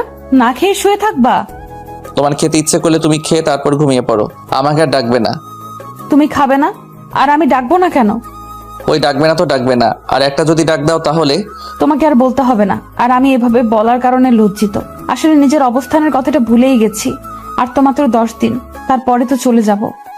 ওর চলে যাবার কথাটা শুনে বুক ফেটে কান্না আসছিল, খুব কষ্ট লাগছিল। মনে মনে বলছিলাম, হায় রে আনিকা, একটু রাগ দেখালাম বলে খুব সহজে উল্টাপাল্টা বুঝে নিলে। কিন্তু তোমাকে ভালোবাসি বলে যে তোমার পাশে থাকতে চাচ্ছি, সেটা তুমি হয়তো কখনোই আর বুঝবে না। বলে বুক ফাটা একটা দীর্ঘশ্বাস ফেললাম। এরপরও ও কয়েকবার ডেকেছিল খেতে, কিন্তু ওর প্রতি একটু রাগ নিয়ে আবার নিষেধ করার কারণে আর ডাকিনি। চুপচাপ শুয়ে রইলাম। বুকটা খা খা করছিল। ওকে বুকের সাথে মিশিয়ে খুব শক্ত করে জড়িয়ে ধরে বলতে ইচ্ছে করছিল, আনিকা, খুব ভালোবাসি তোমায়, খুব বেশি ভালোবাসি। আমাকে না কখনো ছেড়ে যাবার কথা বলো না। কিন্তু সেদিন মনের ভেতরের আর্তনাদগুলো মুখ করে বের করতে পারলাম না। কিছুক্ষণ পর আনিকাও আমার পাশে শুয়ে পড়লো। প্রতিদিন পাগলিটাকে বুকে নিয়ে ঘুমাই, আমার বুকটা ওর জন্য বালিশ বানিয়ে দেই। কিন্তু আজ অভিমান করে ওকে আর আমার বুকে টেনে নিলাম না। ভাবলাম ও হয়তো আমাকে বলবে, আবির, আমি না তোমার ওই বুকে অনেক শান্তি পাই। আমাকে সব সময় তোমার ওই বুকের মধ্যেই রাখবা। আর আজকে আমাকে রাগ করে কেন বালিশে শুয়ে থাকতে বলছো? আমি কিন্তু তোমার বুকেই ঘুমাবো। কিন্তু আফসোস, আনিকা এগুলো বলবে তো দূরে থাক, ওর কল্পনায়ও এগুলো আসে না। আর হয়তো আমার সাথে শর্তের কারণে যতটুকু থাকছে, নয়তো ও হয়তো আমার কাছে কখনোই থাকতো না। বিছানায় ওর অপর দিকে মুখ করে বালিশে চোখ ভিজাচ্ছিলাম, লাইটটা অফ আছে, তাই হয়তো ওর চোখে আমার চোখের পানি পড়বে না। চোখে নোনা জল ফেলতে ফেলতে কখন যে ঘুমিয়ে পড়ছি বুঝতেই পারিনি। হঠাৎই কারো চিৎকার শুনে ঘুম থেকে লাফিয়ে উঠলাম। লাফিয়ে উঠতে চাইলেও তখন আমি উঠতে পারলাম না, কারণ এর আগে আনিকা আমাকে খুব শক্ত করে জড়িয়ে ধরে চিৎকার করে কান্না করতে লাগলো আর বলতে লাগলো, প্লিজ মামা, আমাকে ছেড়ে দাও। আমার সর্বনাশ করো না মামা। তুমি না আমার বাবার মতো। তুমি তো জানোই আমার বাবা নেই। প্লিজ আমাকে এই পতিতালয়ে ফেলে যেও না মামা, যেও না মামা। মামা কথাগুলো বলছিল আর মামা মামা বলেই আনিকা চিৎকার করে কান্না করতে লাগলো। আর ভয়ে কাঁপতে কাঁপতে আমাকে অনেক শক্ত করে জড়িয়ে ধরতে লাগলো। হয়তো আমার বুকের ভিতরেও ঢুকেই যাবে, নয়তো আমার সাথে মিশে যাবে। আনিকাকে শান্ত করার জন্য ওকে ডাকতে লাগলাম, কিন্তু ও যেন শুনছেই না। এ আনিকা, আনিকা, তোমার কি হয়েছে? আর কোথায় তোমার মামা? ওনাকে তো তুমি নিজ হাতে শেষ করে দিছো আনিকা। এই দেখো, এখানে কেউ নেই।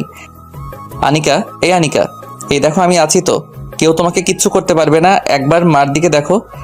অনেক বলার পরে আনিকা ধীরে ধীরে শান্ত হয় আর কেমন অসহায়ের মতো আমার মুখের দিকে তাকিয়ে রইল। বুঝতে পারলাম মেয়েটা হয়তো বাজে কোনো স্বপ্ন দেখে ভয় পাইছে। তখনও ও আমাকে জড়িয়ে ধরেই আছে। ও হঠাৎ কি বোঝে যেন ও নিজেকে ছুটিয়ে নিতে চাইলো, কিন্তু সেটা আর হতে দিলাম না। কারণ সেই মুহূর্তেই আনিকাকে আমি আমার নিজের সমস্ত শক্তি দিয়ে জড়িয়ে ধরে রইলাম। আর ও তখন কিছুই বলল না, শুধু চুপচাপ দেখছে। আনিকার মাথাটা তখন আমার বুকের মাঝে। তখন ওর মুখটা একটু সামনে আনলাম আর আস্তে করে ওর চোখের পানিটুকু মুছে দিলাম। অনেকক্ষণ পর আনিকা যখন স্বাভাবিক হয়, এই পাগলি, তোমার কিচ্ছু হবে না। এই পাগলিটা যে তোমার কিচ্ছু হতে দিবে না, সব সময় এই বুকে আগলে রাখবে, কখনোই আলাদা হতে দিবে না। ও শুধু মাথা নাড়ালো। এই শুনো, আর কান্না না করে চুপচাপ এই পাগলের বুক নামক বালিশটাতে ঘুমিয়ে পড়ো। আমি তোমার মাথায় হাত বুলিয়ে দিচ্ছি, একদম কথা বলবে না কিন্তু। তখন আনিকাকে আমার বুকের মধ্যে রেখে শুয়ে থাকতে বললাম। ও আমার কথা শুনে চুপচাপ তাই করলো। আমি ওর মাথায় হাত বুলিয়ে দিতে লাগলাম। আসলে আনিকার চুলগুলো অনেক সুন্দর। ও যেমন সুন্দর, ঠিক ওর চুলগুলো অনেক বড় বড় চুল। ওর চুলগুলো কাঁধ ছাড়িয়ে ওর কোমরেরও অনেক নিচে চলে যায়। যাই হোক, ওর মাথায় হাত বুলাতে বুলাতে মেয়েটা কখন যে ঘুমিয়ে পড়েছে বুঝতেই পারিনি। ফজরের আজান দিয়ে দিচ্ছে, এখনো ও আমার বুকেই ঘুমাচ্ছে আর আমিও সারা রাত জেগে ওর মাথায় হাত বুলাতেই লাগলাম। একদম ছোট বাচ্চাদের মতো ওকে ঘুম পাড়াইছি আর ছোট বাচ্চাদের মতোই ও ঘুমাচ্ছে। একটা জিনিস তখনই মাথায় আসলো, এতদিন মেয়েটাকে বুকে নিয়ে ঘুমাতাম, একদিনও ও খারাপ কিছু স্বপ্নে দেখেনি, ভয় পাইনি। আর আজ অভিমান করে ওকে বুকে থেকে সরাতেই কেমন আবল তাবল স্বপ্ন দেখে মেয়েটা ভয় পাইছে। আর কখনোই যতই রাগ করি না কেন, ওকে আমার বুক থেকে আলাদা করব না। সকালবেলা ওকে হসপিটালে ওর মায়ের কাছে রেখে অফিসে চলে গেলাম। একটু হাসি খুশি ভাবে বসে আছি, ঠিক তখনই আমার অফিসের কলিগ মিম আসলো। ওর সাথে আমি আবার একদমই ক্লোজ, ভালো ফ্রেন্ড বললেও চলে। মিম এসেই বলল, স্যার, একটা কথা বলবো যদি রাগ না করেন? বলো। স্যারকে আজ অনেক খুশি খুশি লাগছে। স্যারকে আজ অনেক খুশি নাকি? না আসলে বুঝতে পারছি স্যার, ব্যাপারটা ভাবিকে নিয়ে, তাই তো? তো কাল পহেলা বৈশাখে ভাবিকে নিয়ে কি কি প্ল্যান আছে? পয়লা বৈশাখ? কে, আপনি কি জানেন না নাকি? কোন দেশে থাকেন স্যার? আরে থাকি তো বাংলাদেশেই, কিন্তু বুঝতে পারছি। আপনি তো চলে গেছেন ভাবির সাথে প্রেমের দেশে, আর যার কারণেই সব ভুলে গেছেন, তাই না স্যার? মাথায় হাত দিয়ে শুধু চুলকাচ্ছি। কি হলো স্যার, ধরে ফেললাম তো? আগে বলেই দুজনে হো হো করে হেসে উঠলাম। তখনই আমি ওকে বললাম, আচ্ছা মিম, পয়লা বৈশাখে তোমার ভাবিকে কিভাবে অনেক খুশি করা যায় বলো তো? আসলে স্যার, বাঙালি মেয়েরা তার স্বামীর কাছ থেকে তেমন কিছুই চায় না, শুধু চায় স্বামীর একটু ভালোবাসা। তবে কাল ভাবিকে নিয়ে বৈশাখী মেলায় ঘুরতে পারেন, এতে ভাবি অনেক খুশি হতে পারে। থ্যাংক ইউ মিম, কিন্তু দুজনে কি কি পরে গেলে ভালো হয়? স্যার, পোশাক বলতে কাল কিন্তু অবশ্যই ভাবিকে সাদা আর লাল রঙের মিশ্রণের একটা শাড়ি, খোপায় ফুল পরে সাজতে বলবেন। আর আপনি সাদা পায়জামা আর একটি লাল ফতুয়া বা পাঞ্জাবি পরে গেলে হয়তো অনেক ভালোই হবে। থ্যাংক ইউ মিম, এত এত থ্যাংক ইউ বলে অফিস থেকে বের হয়ে সরাসরি মার্কেটে চলে গেলাম। ওর জন্য একটা লাল সাদা মিশ্রণে একটা বৈশাখী শাড়ি সহ সবকিছু কিনে বাসায় গেলাম। বাসায় যেতে যেতে রাত হয়ে গেল। ওকে রাতে কিছুই দেখালাম না। খুব ভালো লাগছে, কাল সারাটা দিন মেয়েটার সাথে কাটাবো। ওর হাত ধরে হাঁটবো, ঘুরবো, অনেক মজা করব। রাতে খুশিতে ঘুমিয়ে আসছে না। আনিকাকে বুকে রেখে শুয়ে পড়লাম আর একটু পরপর ওর দিকে তাকিয়ে মুচকি মুচকি হাসতে লাগলাম। আমার পাগলিটাকে কাল আমি নিজ হাতে সাজাবো। ওর দিকে একটু পরপরই তাকিয়ে মুচকি হাসছিলাম। হয়তো ও আমাকে আজকে পাগল বলবে, কারণ বিষয়টা ও একটু অন্যরকম ভাবে নিচ্ছিল। যেভাবে নিক আমার কি, আমি তো খুব খুশি। অনেক অপেক্ষার পর সকালের আলো ফুটলো আর তখনই সবকিছু ওর সামনে দিলাম। আনিকা, এই নাও। কি এটা? এটাতে বৈশাখী শাড়ি আছে, তুমি পরে এক্ষুনি তৈরি হও, আমি পাঞ্জাবি পরে আসছি। আমি তৈরি হব কেন? আর আমার জন্য এগুলো কেন? আরে বোকা, আজ তো পহেলা বৈশাখ, তোমাকে নিয়ে আজ সারাদিন ঘুরবো। না, আমি যাব না। প্লিজ আনিকা, না করো না, প্লিজ প্লিজ। না, আমি এগুলো পরবো না। ওর এমন কথা শুনে মনটা খারাপ হয়ে গেল। আজ এত আশা করেছিলাম, কত কি ভেবেছিলাম, আর ও সবকিছুই কেমন অগোছালো করে দিল। তাই মন খারাপ করে অন্য একটা রুমে গিয়ে বসে রইলাম। মন চাচ্ছিল সবকিছুই ছিঁড়ে ফেলি, তবে কিছুই করলাম না। মন খারাপ করে বসে রইলাম। হঠাৎই দরজায় চোখ পড়লো। দরজায় চোখ পড়তেই চোখ আসমানে উঠে গেল, কারণ মেয়েটা পোশাকগুলো পরেছে। আনিকাকে যে এতটা সুন্দর লাগবে ভাবতেই পারিনি। ওর দিকে কেমন অবাক চোখে তাকিয়ে রইলাম অনেকক্ষণ পর। এই যে মিস্টার, হা করে থাকবে নাকি আমাকে নিয়ে ঘুরতে যাবে? আনিকা, আমি স্বপ্ন দেখছি না তো? তুমি আমার সাথে যাবে? যাব বলেই তো তৈরি হয়ে এসেছি। ওর এমন কথা শুনে মনের ভিতর লাড্ডু ফুটছিল। তখনই আনিকাকে নিয়ে বাইরে বের হয়ে গেলাম। বৈশাখী মেলায় দুজনে হাতে হাত ধরে অনেকক্ষণ ঘুরছিলাম। সব কাপলদের আর বিবাহিতদের জুটির ভিতর কেমন আমাদের জুটিটাই বেশি ভালো মনে হচ্ছিল। যার সাথে এমন একজন মানুষ আছে, তার জুটি কি খারাপ হতে পারে নাকি? ওর হাত ধরে বৈশাখী মেলার ভিতর হাঁটাহাঁটি করছিলাম। কত শান্তি। আনিকার হাত ধরে আজ হাঁটাহাঁটি করছি। তখনই মনে মনে বলতে লাগলাম, শুভ নববর্ষ। আর এই শুভ নববর্ষ আমার জন্য শুভ দিন। ভাবতেই কেমন খুশিতে মন আনচান করছিল। ঠিক তখনই একটা ছোট বাচ্চা এসে আনিকার কাপড়ের আঁচল ধরে টানতে লাগলো। বাচ্চাটা একদমই খালি গায়ে আর পরনে শুধু একটা শর্ট প্যান্ট, তাও সেটা অনেক নোংরা আর ছেঁড়া। বয়স আনুমানিক 8 থেকে 9 বছর। এইটুকু একটা বাচ্চার এমন অবস্থা দেখলে কার না বুকটা কেঁপে উঠবে। ওই বাচ্চাটা আনিকার কাপড় ধরে বলতে লাগলো, আফা, 2টা টেহা দেন না, খুব ক্ষুধা লাগছে, দেন না আফা 2টা টেহা। চুপ করে বাচ্চাটার দিকে চেয়ে আছে। আফা দেন না 2টা টেহা, খুব খিদা লাগছে। তোমার নাম কি বাবুমণি? সূচনা। তোমার বাবা মা কই? বাপ মা নাইকা। তাহলে থাকো কই? রাস্তার সাইডে। রাতে থাকো কই? স্টেশনের রাস্তার মোড়ে। দেন না 2টা টেহা, অনেক খিদা লাগছে। মেয়েটার সাথে কথা বলছিল আর আনিকার চোখ দিয়ে পানি বের হচ্ছে। আর অপরদিকে আমি অবাক হয়ে তাকিয়ে রইলাম। মেয়েটার কথাগুলো শুনে বুকটা কেঁপে উঠল। বাবা মা না থাকলে জীবন যে কতটা কষ্টের হয় সেটা আমি বুঝি, কারণ আমারও যে বাবা মা নেই। পাঞ্জাবির হাতা দিয়ে চোখটা মুছে ফেললাম। মেয়েটার সাথে কথা বলে আনিকা আমার দিকে তাকিয়ে রইল। আমি বুঝতে পারলাম আনিকা ছোট মেয়েটাকে সাহায্য করতে চাচ্ছে, কিন্তু ওর কাছে তো কোনো টাকা নেই, কারণ আসার পথে ওর টাকা নিয়ে আসেনি, যার কারণে কিছুই দিতে পারছে না। তখনই আমি মাটিতে হাঁটু গেড়ে, সূচনা সাহেব 2টা টেহা দেন। আমার সাথে যাবে? কই নিয়ে যাইবেন আমারে? তোমাকে ভালো একটা স্কুলে নিয়ে যাব। সেখানে তুই বন্ধুদের সাথে গল্প করবা, লেখাপড়া করবা, খেলাধুলা করবা। যাবে আমার সাথে? হ জামু, কিন্তু খাইতে দিবেন তো? আর কি কি কাম করতে হইব? আমি কিন্তু বেশি কাম পারি না। মেয়েটার কথাটা শুনে একদমই অবাক হয়ে গেলাম। এইটুকু একটা মেয়ে কি বলে এসব? তোমার কাজ করতে হবে না, চল আমার সাথে। আর তোমার আরো বন্ধু আছে, হ আছে। তাদের কাছে আমাকে নিয়ে যাও। হ আইন আমার লগে। তারপরই মেয়েটাকে ওই অবস্থাতেই ওর গালে একটা চুমু দিয়ে কোলে তুলে নিলাম আর মেয়েটাকে কোলে নিয়ে তাদের পাড়াতে চলে গেলাম। আনিকাও আমার সাথে। আনিকা শুধু অবাক দৃষ্টিতে আমাকে দেখছিল। যাই হোক, মেয়েটাকে নিয়ে একটা চিপাকুড়িতে ঢুকতে দেখলাম আরো অনেকগুলো শিশু। তাদেরকে একজন মুরব্বী বয়সের লোক ভিক্ষার গান শিখাচ্ছে। দেখে রাগ উঠে গেল। আর তখনই এই বুড়ো, এইগুলো কি শিখাচ্ছ এগুলো? আপনার সমস্যা কি? যা খুশি তাই শিখামো। আমার অনেক সমস্যা, বাচ্চাদের দিয়ে এগুলো করানো ঠিক না। কোনটা ঠিক আর কোনটা বেঠিক আপনার কাছ থেকে শিখতে হবে নাকি? ওদের খাওয়ান তো আর আপনি দেন না। আজ থেকে ওদের খাবার আমি দিব। তাহলে আর দেরি করছেন কেন? এই হতচ্ছাড়াগুলোকে এখনই নিয়ে যান। নিয়ে যাবই, কিন্তু ওদের বাবা মা কই? হুস, বাবা মা এগুলো সব পতিদেদের পোলামাইয়া। ওদের নষ্টামির ডাস্টবিনের ফসল। আচ্ছা, আমাকে ওদেরকে নিয়ে যেতে দিন। বললেই তো হবে না, এতদিন ধরে এগুলাকে বড় করছি। এই টাকা কে দিব? টাকা দিলে নিতে পারবেন, নয়তো আমি এগুলা শিখাইবই। কথাগুলো শোনার পর আনিকাও কেমন চুপসে গেল। ওদের জন্য মেয়েটার কত মায়া। ঠিক তখনই বললাম, কত টাকা লাগবে? 5 লক্ষ টাকা দিলেই ওদের সবাইকে যেতে দেব। তারপরে আনিকাকে কিছুক্ষণের জন্য থাকতে বলে ওখান থেকে চলে আসলাম।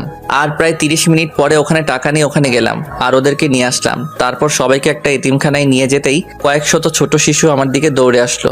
সবাই আমাকে আব্বু আব্বু বলে ডাকতে লাগলো। আনিকা তখন আমার দিকে অবাক করা দৃষ্টিতেই তাকিয়ে আছে। ঠিক তখনই ওখানকার হুজুর এসে বলল, স্যার, আল্লাহ আপনার কল্যাণ করুক। আজকে নতুন কাউকে নিয়ে এসেছেন। হ্যাঁ চাচা, আজকে এই শিশুগুলোকে নিয়ে এসেছি, এদের দায়িত্ব কিন্তু তোমার। আপনি সাথে থাকলে আমিও রাজি। চাচা, ওদেরকে নতুন পোশাক পরাও আর ভালোভাবে গোসল করিয়ে দিও। আমরা আজ সারাদিন একসাথে অনেক মজা করব। আনিকা, তুমি আমার সাথে থাকবে তো? বলতে না বলতেই মেয়েটার চোখ দিয়ে অজর ধারায় বৃষ্টি ঝরতে শুরু করলো। আর ওর মুখ দিয়ে ও এমনভাবে হাসতে লাগলো যেন ও অনেক অনেক খুশি। কি হল, আনিকা থাকবে তো? হ্যাঁ আবিদ, আমি থাকবো। আর আমি সবার সাথে আজ অনেক মজা করব। ঠিক তখনই সব বাচ্চাদের ডাক দিয়ে বললাম, বাবুরা, এটা তোমাদের নতুন আম্মু, ওকে সবাই আম্মু বলেই ডাকবা। বলতে না বলতে সব শিশুরা দৌড়ে আনিকার কোলের দিকে দৌড়ে গেল আর আনিকা ওদের জন্য মাটিতে বসে দুহাত বাড়িয়ে দিল। বাচ্চাগুলোকে একদম নিজের সাথে জড়িয়ে ধরে অনেকক্ষণ কাটিয়ে দিল। এই প্রথম আনিকাকে এত খুশি দেখে নিজের মনে এতটাই খুশি লাগছিল যেটা আগে কখনোই আমার লাগেনি। মেয়েটাও বাচ্চাদের সাথে একদম বাচ্চা হয়ে মিশে গেল। বিকেলবেলা ওখানে ভালো খাবারের আয়োজন করা হলো আর সব বাচ্চাদের নতুন পোশাক কিনে দিলাম। আনিকা নিজ হাতে সবাইকে খাইয়ে দিচ্ছে। কত ভালো লাগছে। ঠিক তখনই বাচ্চাদের খাওয়ানোর সময় ওর সামনে বসে পড়লাম আর হা করে বললাম, ওদেরকে খাইয়ে দিবে আর আমাকে কি দিবে না? আনিকা তখনই একদম থ হয়ে গেল। কি গো, দিবে না খাইয়ে? আমারও তো খুব খিদে পাইছে। তোমাকে তো। এই দেখো, এমন করছো কেন গো? দাও না গো, একটু খাইয়ে, খুব খিদে লাগছে তো। বলেই হা করে রইলাম। তারপরে আনিকা আমার মুখের দিকে হাতে খাবার নিয়ে হাত বাড়িয়ে দিল। আমি খেতে যাব, ঠিক তখনই খাবারটা নিচে পড়ে গেল। তখন ওর দিকে তাকাতে দেখলাম অন্যদিকে তাকিয়ে আমাকে খেতে দিচ্ছিল। খুবই খারাপ লাগছিল। একটু খেতে চাইলাম, তাও সেটা নিজ ইচ্ছাতে দিল না। হয়তো আমার জোর করার কারণেই অনিচ্ছা দিতে চেয়েছিল। চুপ করে উঠে গেলাম। আমাকে উঠে যেতে দেখেই আনিকা কেমন জানি হয়ে গেল। আমি ওখান থেকে অন্য একটা কর্নারে গিয়ে দাঁড়িয়ে রইলাম আর ভাবতে লাগলাম, ও কি আমাকে কখনোই বুঝবে না? ঠিক তখনই কেউ আমার হাতে ধরে টান দিল। তাকাতে দেখলাম আনিকা। আনিকাকে দেখে খুব অবাক হয়ে গিয়েছিলাম, কারণ এই প্রথম আনিকা নিজে আমার হাত ধরেছে। আমি অবাক চোখে ওর দিকে তাকিয়ে রইলাম। ঠিক তখনই ও বলল, কি হলো, চলে আসলে কেন? খাবে না? না। সরি, আসলে কখনো কোনো ছেলেকে এইভাবে খাইয়ে দেয়নি তো, তাই নিজের কাছে অনেক সংকোচ বোধ হচ্ছিল। আপনাকে সরি বলতে হবে না, আসলে বুঝতেই পারিনি। সবকিছু সবার কপালে সয় না, আর খারাপ মানুষদের কপালে তো আরো সয় না। ভেবে নিব আমার কপালেও তাই। আনিকাকে হঠাৎই আপনি করে বললাম। সরি, চলো খেতে যাবে। না, যাব না। আর আপনি বাচ্চাগুলোকে নিয়ে খেতে যান, ওরা খাবে এখন। তুমি খাবে না? শুধু বাচ্চাদের কথাই কি ভাববে? আমি না খেলেও সমস্যা নেই, কিন্তু ওরা না খেয়ে থাকলে অনেক সমস্যা। বাচ্চাগুলোকে অনেক ভালোবাসো বুঝি। নিজের থেকেও বেশি। যেদিন আমার জীবন থেকে ইভা নামক মেয়েটা হারিয়ে গেল, সেদিন থেকে ওরা আমার সবকিছু। এই ইভা আবার কে? বাদ দিন, সময় হলেই বলবো। এখন ওদেরকে খেতে দিন। সাথে যে তোমাকেও যেতে হবে। ঠিক তখনই বাচ্চাগুলো আমাকে জড়িয়ে ধরছে আর বলছে, চলো না আব্বু, তুমি আমাদের সাথে খাবে, চলো না। তখন সবার কথাই খেতে গেলাম। তারপরে আনিকা আমার সাথে খুব ভালোভাবে কথা বলতে লাগলো, নিজ হাতে খাইয়ে দিল। খুব খুব বেশি ভালো লাগছিল। সারাদিনে অনেক মজার আনন্দের মাঝে বৈশাখ পালন করে দুজনে বাসায় চলে আসলাম। রাতে একা একা ছাদে বসে তারাদের সাথে উকি মারছিলাম। ঠিক তখনই আনিকা এসে হাজির। আবিদ, জানো আজকে আমি খুব খুশি। আজকের মতো কোনোদিন এত খুশি আমি হইনি। সত্যি তুমি অনেক ভালো। আমি আবার কি করলাম? এই যে এতিম বাচ্চাদের এত ভালোবাসো আর তারাও তোমাকে কত ভালোবাসে। জানো আবিদ, তোমাকে আমি সেলুট জানাই। কেন? কারণ তোমার ওখানে অনেক ছেলে বাচ্চার পাশাপাশি অনেক মেয়ে বাচ্চাও আছে যাদের কোনো বাবা মা নেই। তো জানো, এই মেয়েগুলো একদিন সমাজের নির্মমতায় একদিন পতিতা হয়ে যাবে। মানে কি উল্টাপাল্টা বলছো এগুলো? আবির, যখন মেয়েগুলো আস্তে আস্তে এইভাবে রাস্তায় বড় হবে তখন তারা হয়ে যাবে রাস্তার মেয়ে। তাদেরকে কেউ বিয়ে করবে না। অভাবের তাড়নায়, খিদের জ্বালায় তারা একদিন এই পতিতা পেশাই বেছে নিবে, আর সমাজে তখন আরো পতিতা বেড়ে যেত। কথাটা বলেই মেয়েটা কান্না করে দিল। বুঝতেই পারলাম না হঠাৎ আনিকা এগুলো কেন বলছে আর কেনই বা এমন কান্না করে দিল। ঠিক কিছুক্ষণ পরই মাথায় আসতে লাগলো ও তো মিথ্যা বলেনি। মেয়েগুলো যখন একটু বড় হয়ে যেত, রাস্তায় থাকার কারণে মানুষরূপী অনেক শেয়াল কুকুরের থাবার নিচে নিজেদের বলি দিতে হতো, আর একটা সময় ঠিকই খারাপ পথে বেছে নিত। কথাগুলো যদিও আগে কখনোই ভাবিনি, কিন্তু আনিকার এমন আচরণ দেখেই মনের ভিতর ভাবনার সঞ্চার হতে লাগলো। আবির, তুমি না ওদেরকে কখনো খারাপ হতে দিও না। খারাপ পথটা অনেক কষ্টের। একবার খারাপ হয়ে গেলে নিজেকে আর ভালো করা যায় না। এই তুমি এগুলো কি বলছো? সত্যি বলছি। পতিতা শব্দটাতে মাত্র 3টা অক্ষর, কিন্তু এর ভয়াবহতা যে কতটা খারাপ সেটা আমার মতো পতিতারাই জানে। ওই কি বললি তুই? তোকে বলছি না কখনোই নিজেকে পতিতা বলবি না। সবকিছু ভুলে যেতে, ভুলে গিয়ে সুন্দরভাবে জীবনযাপন করতে। আর একবার যদি নিজেকে পতিতা বলিস তাহলে রেগে ওকে মারতেই চোখ দিয়ে পানি বের হতে লাগলো। মেরে ফেলবে, তাই তো? এই তুই এগুলো কি বলছিস? তোকে আমি মেরে ফেলবো? না রে, তোকে কখনোই মারবো না রে। নিজে মরে গেলেও তোকে মরতে দিব না বলেই কান্না করতে লাগলাম। আর তখনই নিজের সমস্ত শক্তি দিয়ে আনিকাকে জড়িয়ে ধরলাম। আমিও কাঁদছি, আনিকাও কাঁদছে। আর সেই কাদার মাঝখান থেকে আমার মুখ দিয়ে একটা কথাও বের হচ্ছিল, ভালোবাসি রে তোকে, খুব ভালোবাসি। কেন বুঝিস না তুই? তোকে যে অনেক বেশি ভালোবাসি। সব সময় এই বুকে আগলে রাখবো তোকে, খুব বেশি ভালোবাসি। আনিকাকে জড়িয়ে ধরেই আকাশের দিকে তাকিয়ে চোখের নোনা জল ফেলছিলাম আর কথাগুলো বলছিলাম। ঠিক তখনই আনিকা বলে উঠল, তুমি আমাকে যতই ভালোবাসো না কেন, আমি তোমাকে ভালোবাসতে পারবো না। তোমার জীবনে আমি নিজেকে চিরদিনের জন্য জড়াতে পারবো না। কথাটা বলে আনিকা নিজেকে ছাড়িয়ে নিল। তখন ঝাপসা চোখে ওর দিকে তাকালাম। খুব বেশি অবাক হয়ে গেলাম ওর কথা শুনে, কিন্তু কিছুই বলতে পারছি না। আনিকাও আমার দিকে কেমন করে তাকিয়ে আছে। চাঁদের আলোতে শুধু ওর চোখ দুটি চকচক করছে। আনিকাকে ঠিক তখনই বললাম, কেন আনিকা, আমি কি তোমার যোগ্য না? নাকি আমি খারাপ বলে সেই যোগ্যতা হারিয়ে ফেলছি? বিশ্বাস করো আনিকা, আমি একদম ভালো হয়ে যাব, কখনোই অন্যায় কাজ করব না। দেখো আবিদ, তুমি অনেক ভালো ছেলে, সেটা আমি জানি, কিন্তু আমি তোমাকে আমার জীবনে মেনে নিতে পারবো না। ঠিক তখনই বুকটা কষ্টে ফেটে যাচ্ছিল। কেন আনিকা এই কথা বলছে? আমি কি তার যোগ্য না, নাকি অন্য কোনো কারণ আছে? আচ্ছা আনিকা, আমাকে কি তোমার মেনে নিতে কোনো কারণ আছে, নাকি তোমার লাইফে কেউ আছে?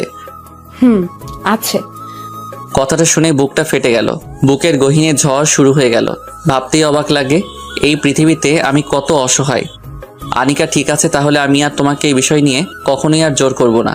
আসলে আমি বুঝতেই পারিনি আমার কপালটা এত পোড়া। দেখোই না, একটা মেয়েকে ভালোবেসে যখন সব মেয়েকে ঘৃণা করতাম, ঠিক তখনই আবার তোমাকে ভালোবেসে ফেলি। কিন্তু বুঝতেই পারিনি আমার ভালোবাসা সার্থক না। জানো আনিকা, ছোটবেলায় খুব দুষ্ট ছিলাম আমি। বাবা মা থাকতে তাদের কাছে যা চাইতাম তারা যেভাবেই হোক সেটাই আমাকে এনে দিত, আর না দেয়া পর্যন্ত অনেক জেদ ধরতাম। বয়স যখন মাত্র 12 বছর, ঠিক তখনই একদিন একটা অ্যাক্সিডেন্টে বাবা মা মারা যায়, আর হারিয়ে যায় বাবা মা নামক ছায়াটা। সেদিন অনেক কান্না করেছিলাম। এরপর থেকে কেউ কখনোই আমার চাওয়া কোনো জিনিস আমাকে এনে দেয়নি। এরপর আমার চাচাও আমার সকল সম্পত্তি আত্মসাৎ করে ফেলে, রাস্তায় বের করে দিল আমাকে। হয়ে গেলাম রাস্তার ছেলে। আস্তে আস্তে বড় হতে লাগলাম। কাজ করে পড়াশোনা করতাম, সারা রাত কাজ করে দিনে স্কুলে যেতাম। আস্তে আস্তে যখন ভার্সিটি লাইফে চলে গেলাম, তখন ইভা নামের একটা মেয়েকে অনেক পছন্দ হয়, আর মেয়েটা অনেক বেশি সুন্দর ছিল। আস্তে আস্তে ফ্রেন্ডশিপ, আর তারপর রিলেশন। হঠাৎই একদিন দেখলাম ও আরেকটা ছেলের সাথে ঘুরছে, আর আমি জিজ্ঞেস করার কারণে ও বলেছিল আমার মতো গরিব অযোগ্য ছেলের সাথে নাকি ওর মানায় না, টাকাই ওর কাছে সব। সেদিন ও আমাকে অনেক অপমান করে, নিজে অনেক সুন্দর বলে অনেক অহংকার করেছিল। সেদিন নিজেকে কোনোভাবেই ঠিক রাখতে পারিনি। টাকা কিভাবে আয় করতে পারি সেটাই ভাবা শুরু করলাম। এরপরই ঘটনাক্রমে আমার চাচার কাছ থেকে আমি আমার সম্পত্তি আদায় করে নিলাম।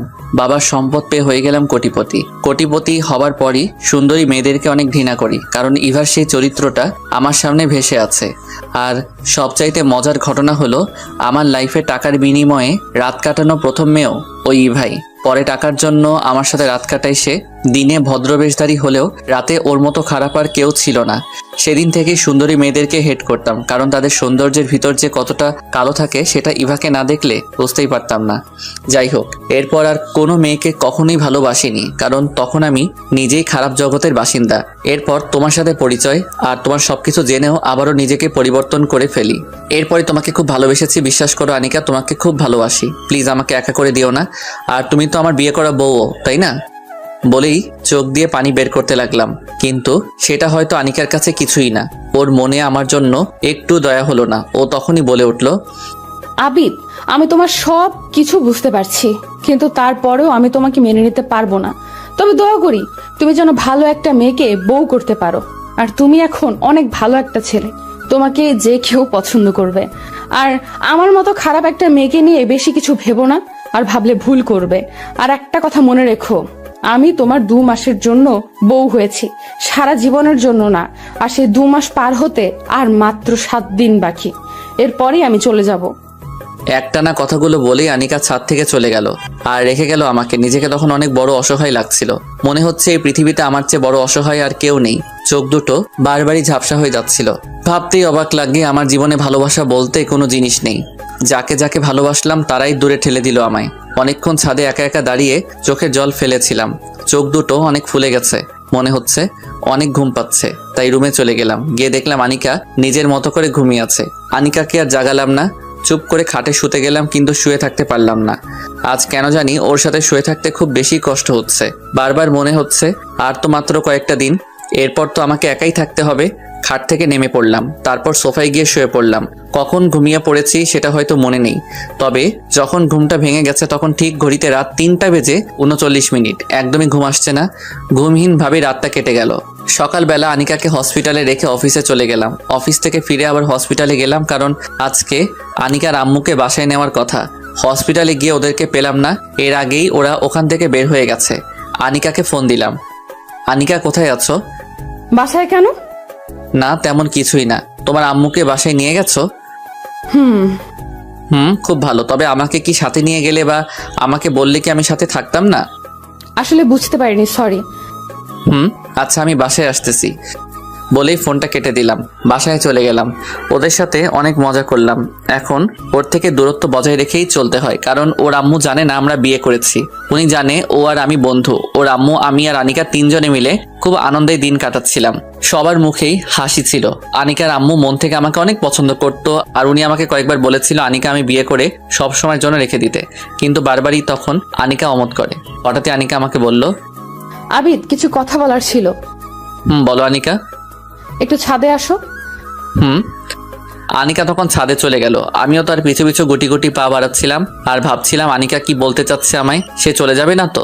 ভাবতেই কেমন কষ্ট লাগে, কিন্তু কিছু কষ্ট দৃষ্টির আড়ালেই থাকে। ছাদে গেলাম, গিয়েই বললাম, বলো আনিকা, কি বলতে চাও? আবিদ, তুমি আমার অনেক উপকার করেছো, আমার মায়ের জীবন বাঁচাতেও অনেক সাহায্য করেছো। আসলে তোমার উপকারের ঋণ হয়তো কখনোই শেষ করতে পারবো না। হঠাৎ এগুলো বলছো যে? আসলে আজকের দিন গড়িয়ে রাত পার হলেই তো তোমার 2 মাস শেষ, আর তারপরে তো আমি চলে যাব।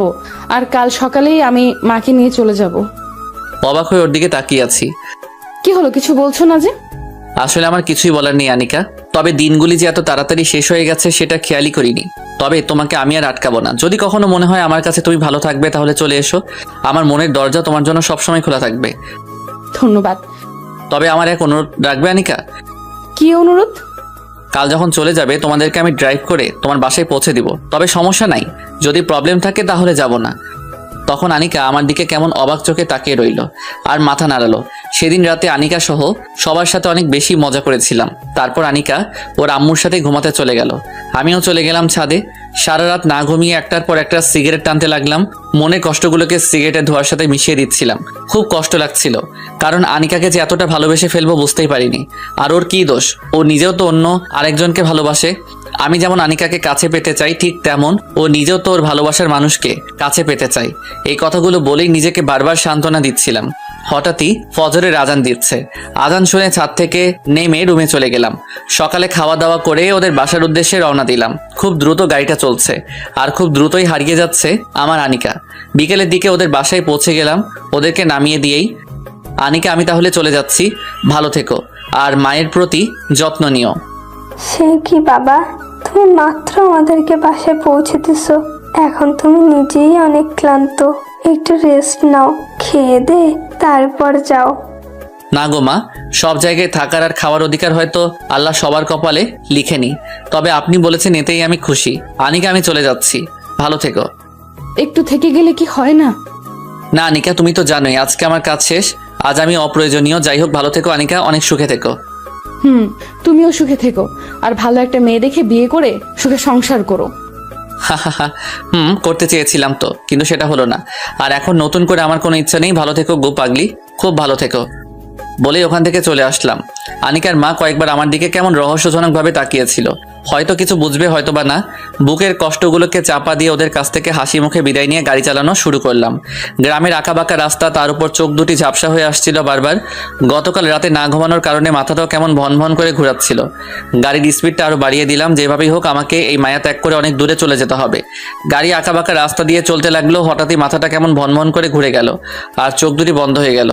সবকিছু অন্ধকার মনে হচ্ছে, আর কিছু মনে নেই। চোখ খুলতে কেমন ঝাপসা ঝাপসা দেখতে লাগলাম, কিছুই ভালো করে দেখতে পাচ্ছি না। চোখটা আস্তে আস্তে ঘোরাতে ঘোরাতে দেখলাম আমি কোনো হসপিটালে আছি, কিন্তু আমি এখানে কেন? আর কেনই বা? ভালো করে স্পষ্টভাবে কিছুই দেখতে পাচ্ছি না। ঠিক তখনই আপন কোনো মানুষের কান্নার আওয়াজ, আর তার সাথে শুনতে পেলাম, আবিদ, তোমার জ্ঞান ফিরেছে? আবিদ, তোমার কেমন লাগছে? আর সেদিন কি হইছে? মানুষটার দিকে তাকালাম, কিন্তু চোখে ঝাপসা দেখার কারণে চেহারা বুঝতে পারছি না।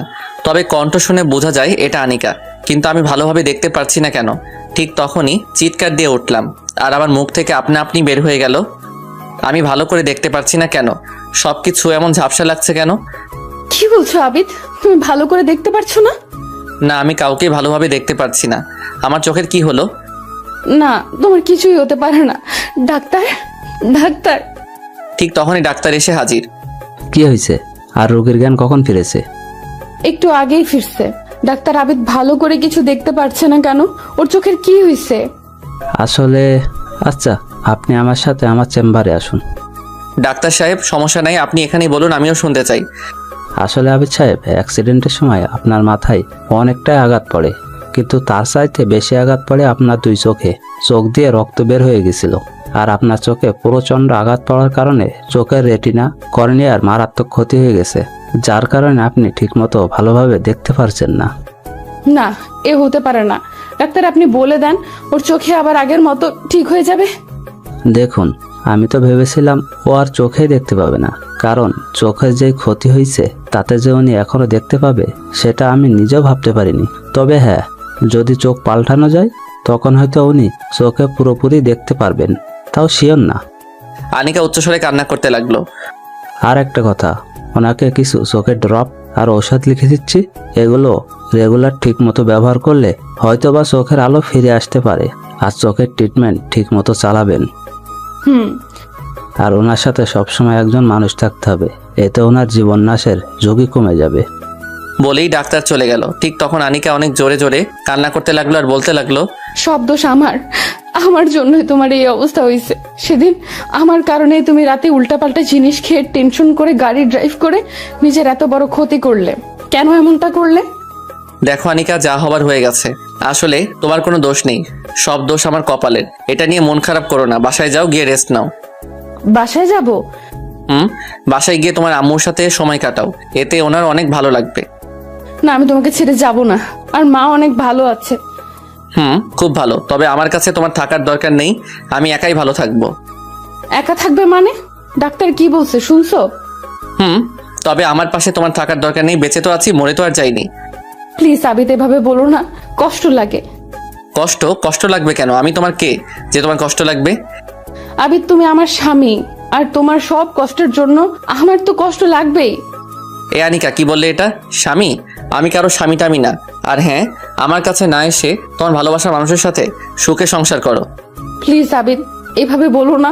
আসলে তুমি জানো আমার মতো একটা খারাপ মেয়ের সাথে লাইফে না জড়াও, সেই জন্য সেদিন মিথ্যা কথা বলেছিলাম। খুব ভালো করেছো, এখন তুমি আসতে পারো। প্লিজ আবিদ, এমন করো না।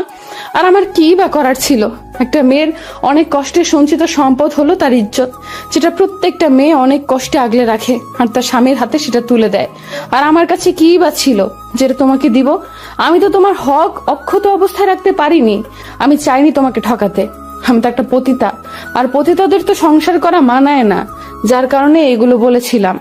আবিদ, আমাকে তুমি মাফ নাই করো, মেনে নাই নাও, তবু তোমার এই সময়টাতে তোমার পায়ের নিচে আমাকে একটু ঠাঁই দাও। বলেই মেয়েটা অনেক কান্না করতে করতে পায়ে পড়ে গেল, আর অনেক ফোপাতে ফোপাতে কান্না করতে লাগলো। পুরো শরীরটা প্রচন্ড ব্যথা করছে। শোয়া থেকে তখনও উঠতে পারিনি। আর আনিকার এমন কীর্তি দেখে আমার ঝাপসা চোখগুলো আরো বেশি ঝাপসা হয়ে গেল। চাইলেই আনিকাকে আজ অনেক কিছু বলতে পারতাম, কারণ তার একটা মিথ্যা কথার জন্যই আমার আজ এই অবস্থা।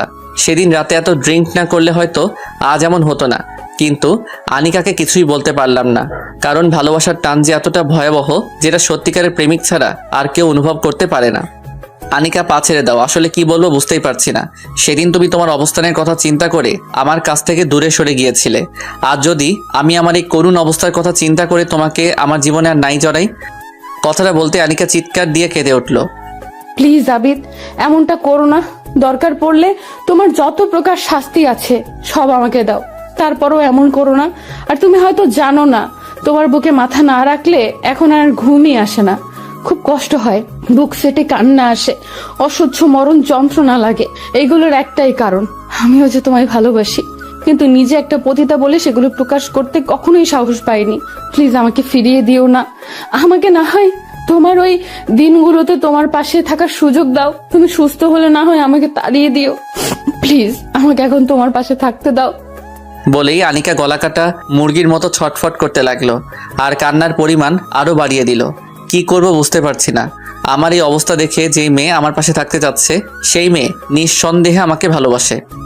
আচ্ছা আনিকা, আমার শরীর ভালো হলে তুমি চলে যাবে তো? একটু নীরবতা পালন করে বলে উঠল। তুমি যদি চাও তুমি সুস্থ হলে আমি চলে যাই, তাহলে তাই হবে। একেবারে থাপ্পড় দিয়ে দাঁত ফেলে দিব। তাহলে আসারই দরকার নেই।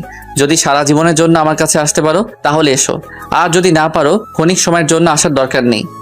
আমি রাজি, কখনোই তোমাকে ছেড়ে যাব না। জীবন থাকতে তোমাকে একা করব না। আর আমাকে অনেক ভালোবাসতে হবে কিন্তু। নিজের চাইতেও বেশি ভালোবাসবো তোমায়। হুম একটা কথা বলবো? হুম তোমার শরীরে খুব ব্যথা করছে, তাই না? হুম যদি অনুমতি দাও তাহলে তার অর্ধেক ভাগ আমি নিব। কিভাবে? আগে অনুমতি দাও। দিলাম।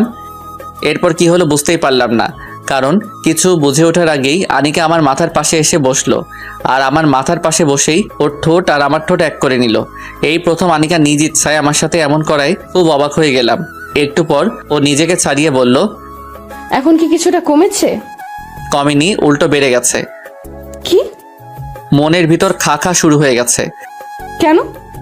যদি আরো কয়েকটা পাওয়া যেত তাহলে খুব ভালো হতো। যাও দুষ্টু কোথাকার। দাও না প্লিজ। তারপর আর কি, আনিকাকে নিয়ে চলে গেলাম ভালোবাসার রাজ্যে। শরীরে ব্যথা অসুস্থতা যে কোথায় হারিয়ে গেল সেটা অজানাই রয়ে গেল। অনেকক্ষণ পর আনিকা আবারও নিজেকে ছুটিয়ে নিল। ঠিক তখনই আনিকা বলে উঠল, আবিদ, তুমি সবসময় তোমার ওই বুকে আমাকে আগলে রাখবে তো? কখনো আমাকে ছেড়ে যাবে না তো? এই সেম প্রশ্নগুলো তো আমারও। আমি তোমাকে কখনোই ছেড়ে যাব না। একমাত্র মৃত্যু ছাড়া আমাকে তোমার কাছ থেকে কেউ আলাদা করতে পারবে না। আমারও সেম কথা। তখন আনিকা আবারও আমার কপালে একটা চুমু দিল। একটু পর ডাক্তার এসে আমাকে ঘুমের ইঞ্জেকশন দিয়ে ঘুম পাড়িয়ে চলে গেল। আমার আর কিছুই মনে নেই। হঠাৎ ঘুমটা ভেঙে গেল। চারিদিকে একদম নিশ্চুপ। হাতটা উঠাতে যাব কিন্তু পারলাম না। ঝাপসা ঝাপসা চোখে ঝাপসা ভাবে দেখতে পেলাম আনিকা আমার হাতটাকে তার মুখের উপর রেখে আমার বেডের নিচে শুয়ে আছে। ওকে মাত্র একটা ডাক দিতে ও সজাগ হয়ে গেল। আনিকা। কি? তুমি ঘুম থেকে কেন উঠছো? আর তোমার কি কিছু লাগবে? না, কিন্তু দেখো তো এখন কয়টা বাজে? রাত 3টা। কি, তুমি এত রাতে এখানে কেন? বাসায় যাওনি? বাসা? কোথায় আমার বাসা?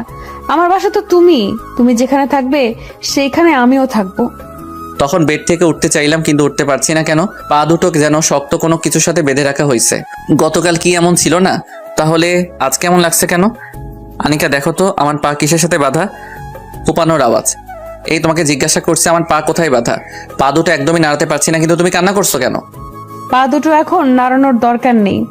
কেন? আসলে বলে আবারও কান্না শুরু করে দিল। আরে কান্না করছো কেন বলবে তো? আমার পায়ের কি হয়েছে? অ্যাক্সিডেন্টে তোমার দুটো পাই ভেঙে গেছে, আর এখন ব্যান্ডেজ করা আছে, তাই পা নড়াতে পারছো না। কথাটা শুনে কিছুক্ষণের জন্য নিস্তব্ধ হয়ে গেলাম। গতকালও মনে করেছিলাম হয়তো শরীর ব্যথার কারণে পা নাড়াতে পারছি না, আর আজ আমি এটা কি শুনছি? আমার পা ভেঙে গেছে। পোড়া কপাল আমার।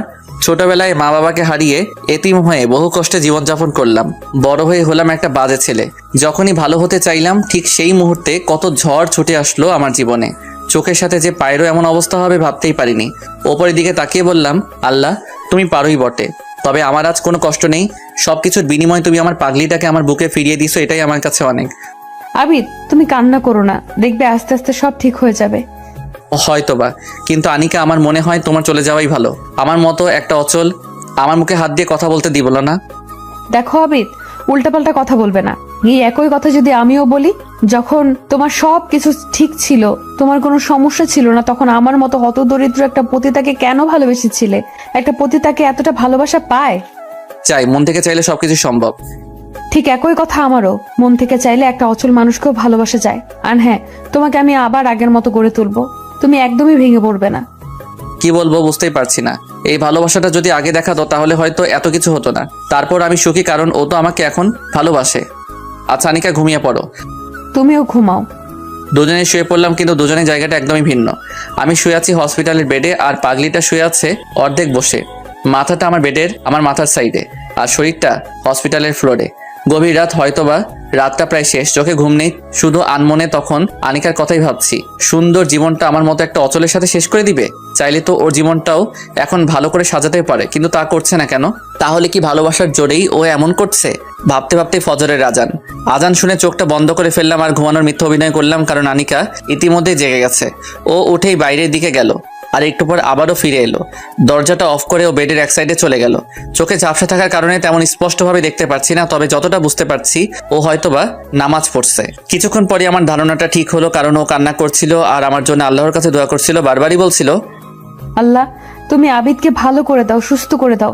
দরকার পড়লে আমার জীবন নিয়ে নাও, তবু ওকে ভালো করে দিও, সুস্থ করে দাও। আনিকার কান্নাটা কেন জানি সহ্য করতে পারছি না। নিজের ঝাপসা চোখ দুখানা আরো ঝাপসা হয়ে গেল। একদম নিস্তব্ধ হয়ে আজ যাচ্ছি ওর এমন কীর্তি দেখে। হঠাৎই ওর নামাজ শেষ করে হয়তো আমার দিকে তাকিয়েছে, আর আমাকে কান্না করতে দেখে ও আমার কাছে আসলো আর বলতে লাগলো, কান্না করছো কেন? খুব বেশি কষ্ট হচ্ছে তোমার? অনেক খারাপ লাগছে তোমার, তাই না? দেখবে আল্লাহ ঠিক তোমাকে ভালো করে দিবে। হুম একদম কান্না করবে না, আমি তো তোমার পাশেই আছি, তাই না? হুম তুমি কান্না করলে যে আমার খুব কষ্ট হয় আবিদ, অনেক কষ্ট লাগে, নিজেকে অনেক বড় অপরাধী মনে হয়। প্লিজ কান্না করো না। কিছুই আর বললাম না। একটা দীর্ঘশ্বাস ফেলে চোখ দুটো বন্ধ করে রাখলাম। এইভাবেই হসপিটালে কেটে গেল প্রায় একটা মাস।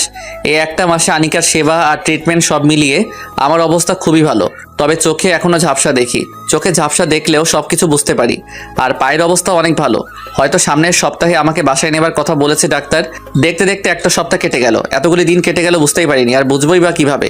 যার পাশে এমন একজন আছে সে কষ্টে থাকলেও তো অনেক সুখী। সত্যি বলতে এতগুলো দিন আনিকা আমাকে ছাড়া একটা মুহূর্ত আমার কাছ থেকে দূরে যায়নি। ওর আম্মু সহ দুজনে একের পর এক আমার সাথে সময় দিয়েছে, সেবা করেছে। আর আনিকার কথা কি বলবো, সকাল থেকে শুরু করে আর রাত শেষ হওয়া অবধি মেয়েটা আমার পাশেই থাকতো, অনেক উৎসাহ দিত। বারবারই বলতো, আবিদ তুমি আবারও ঠিক হয়ে যাবে, তোমার কিছুই হবে না, আজ আমাকে বাসায় নিয়ে যাবে।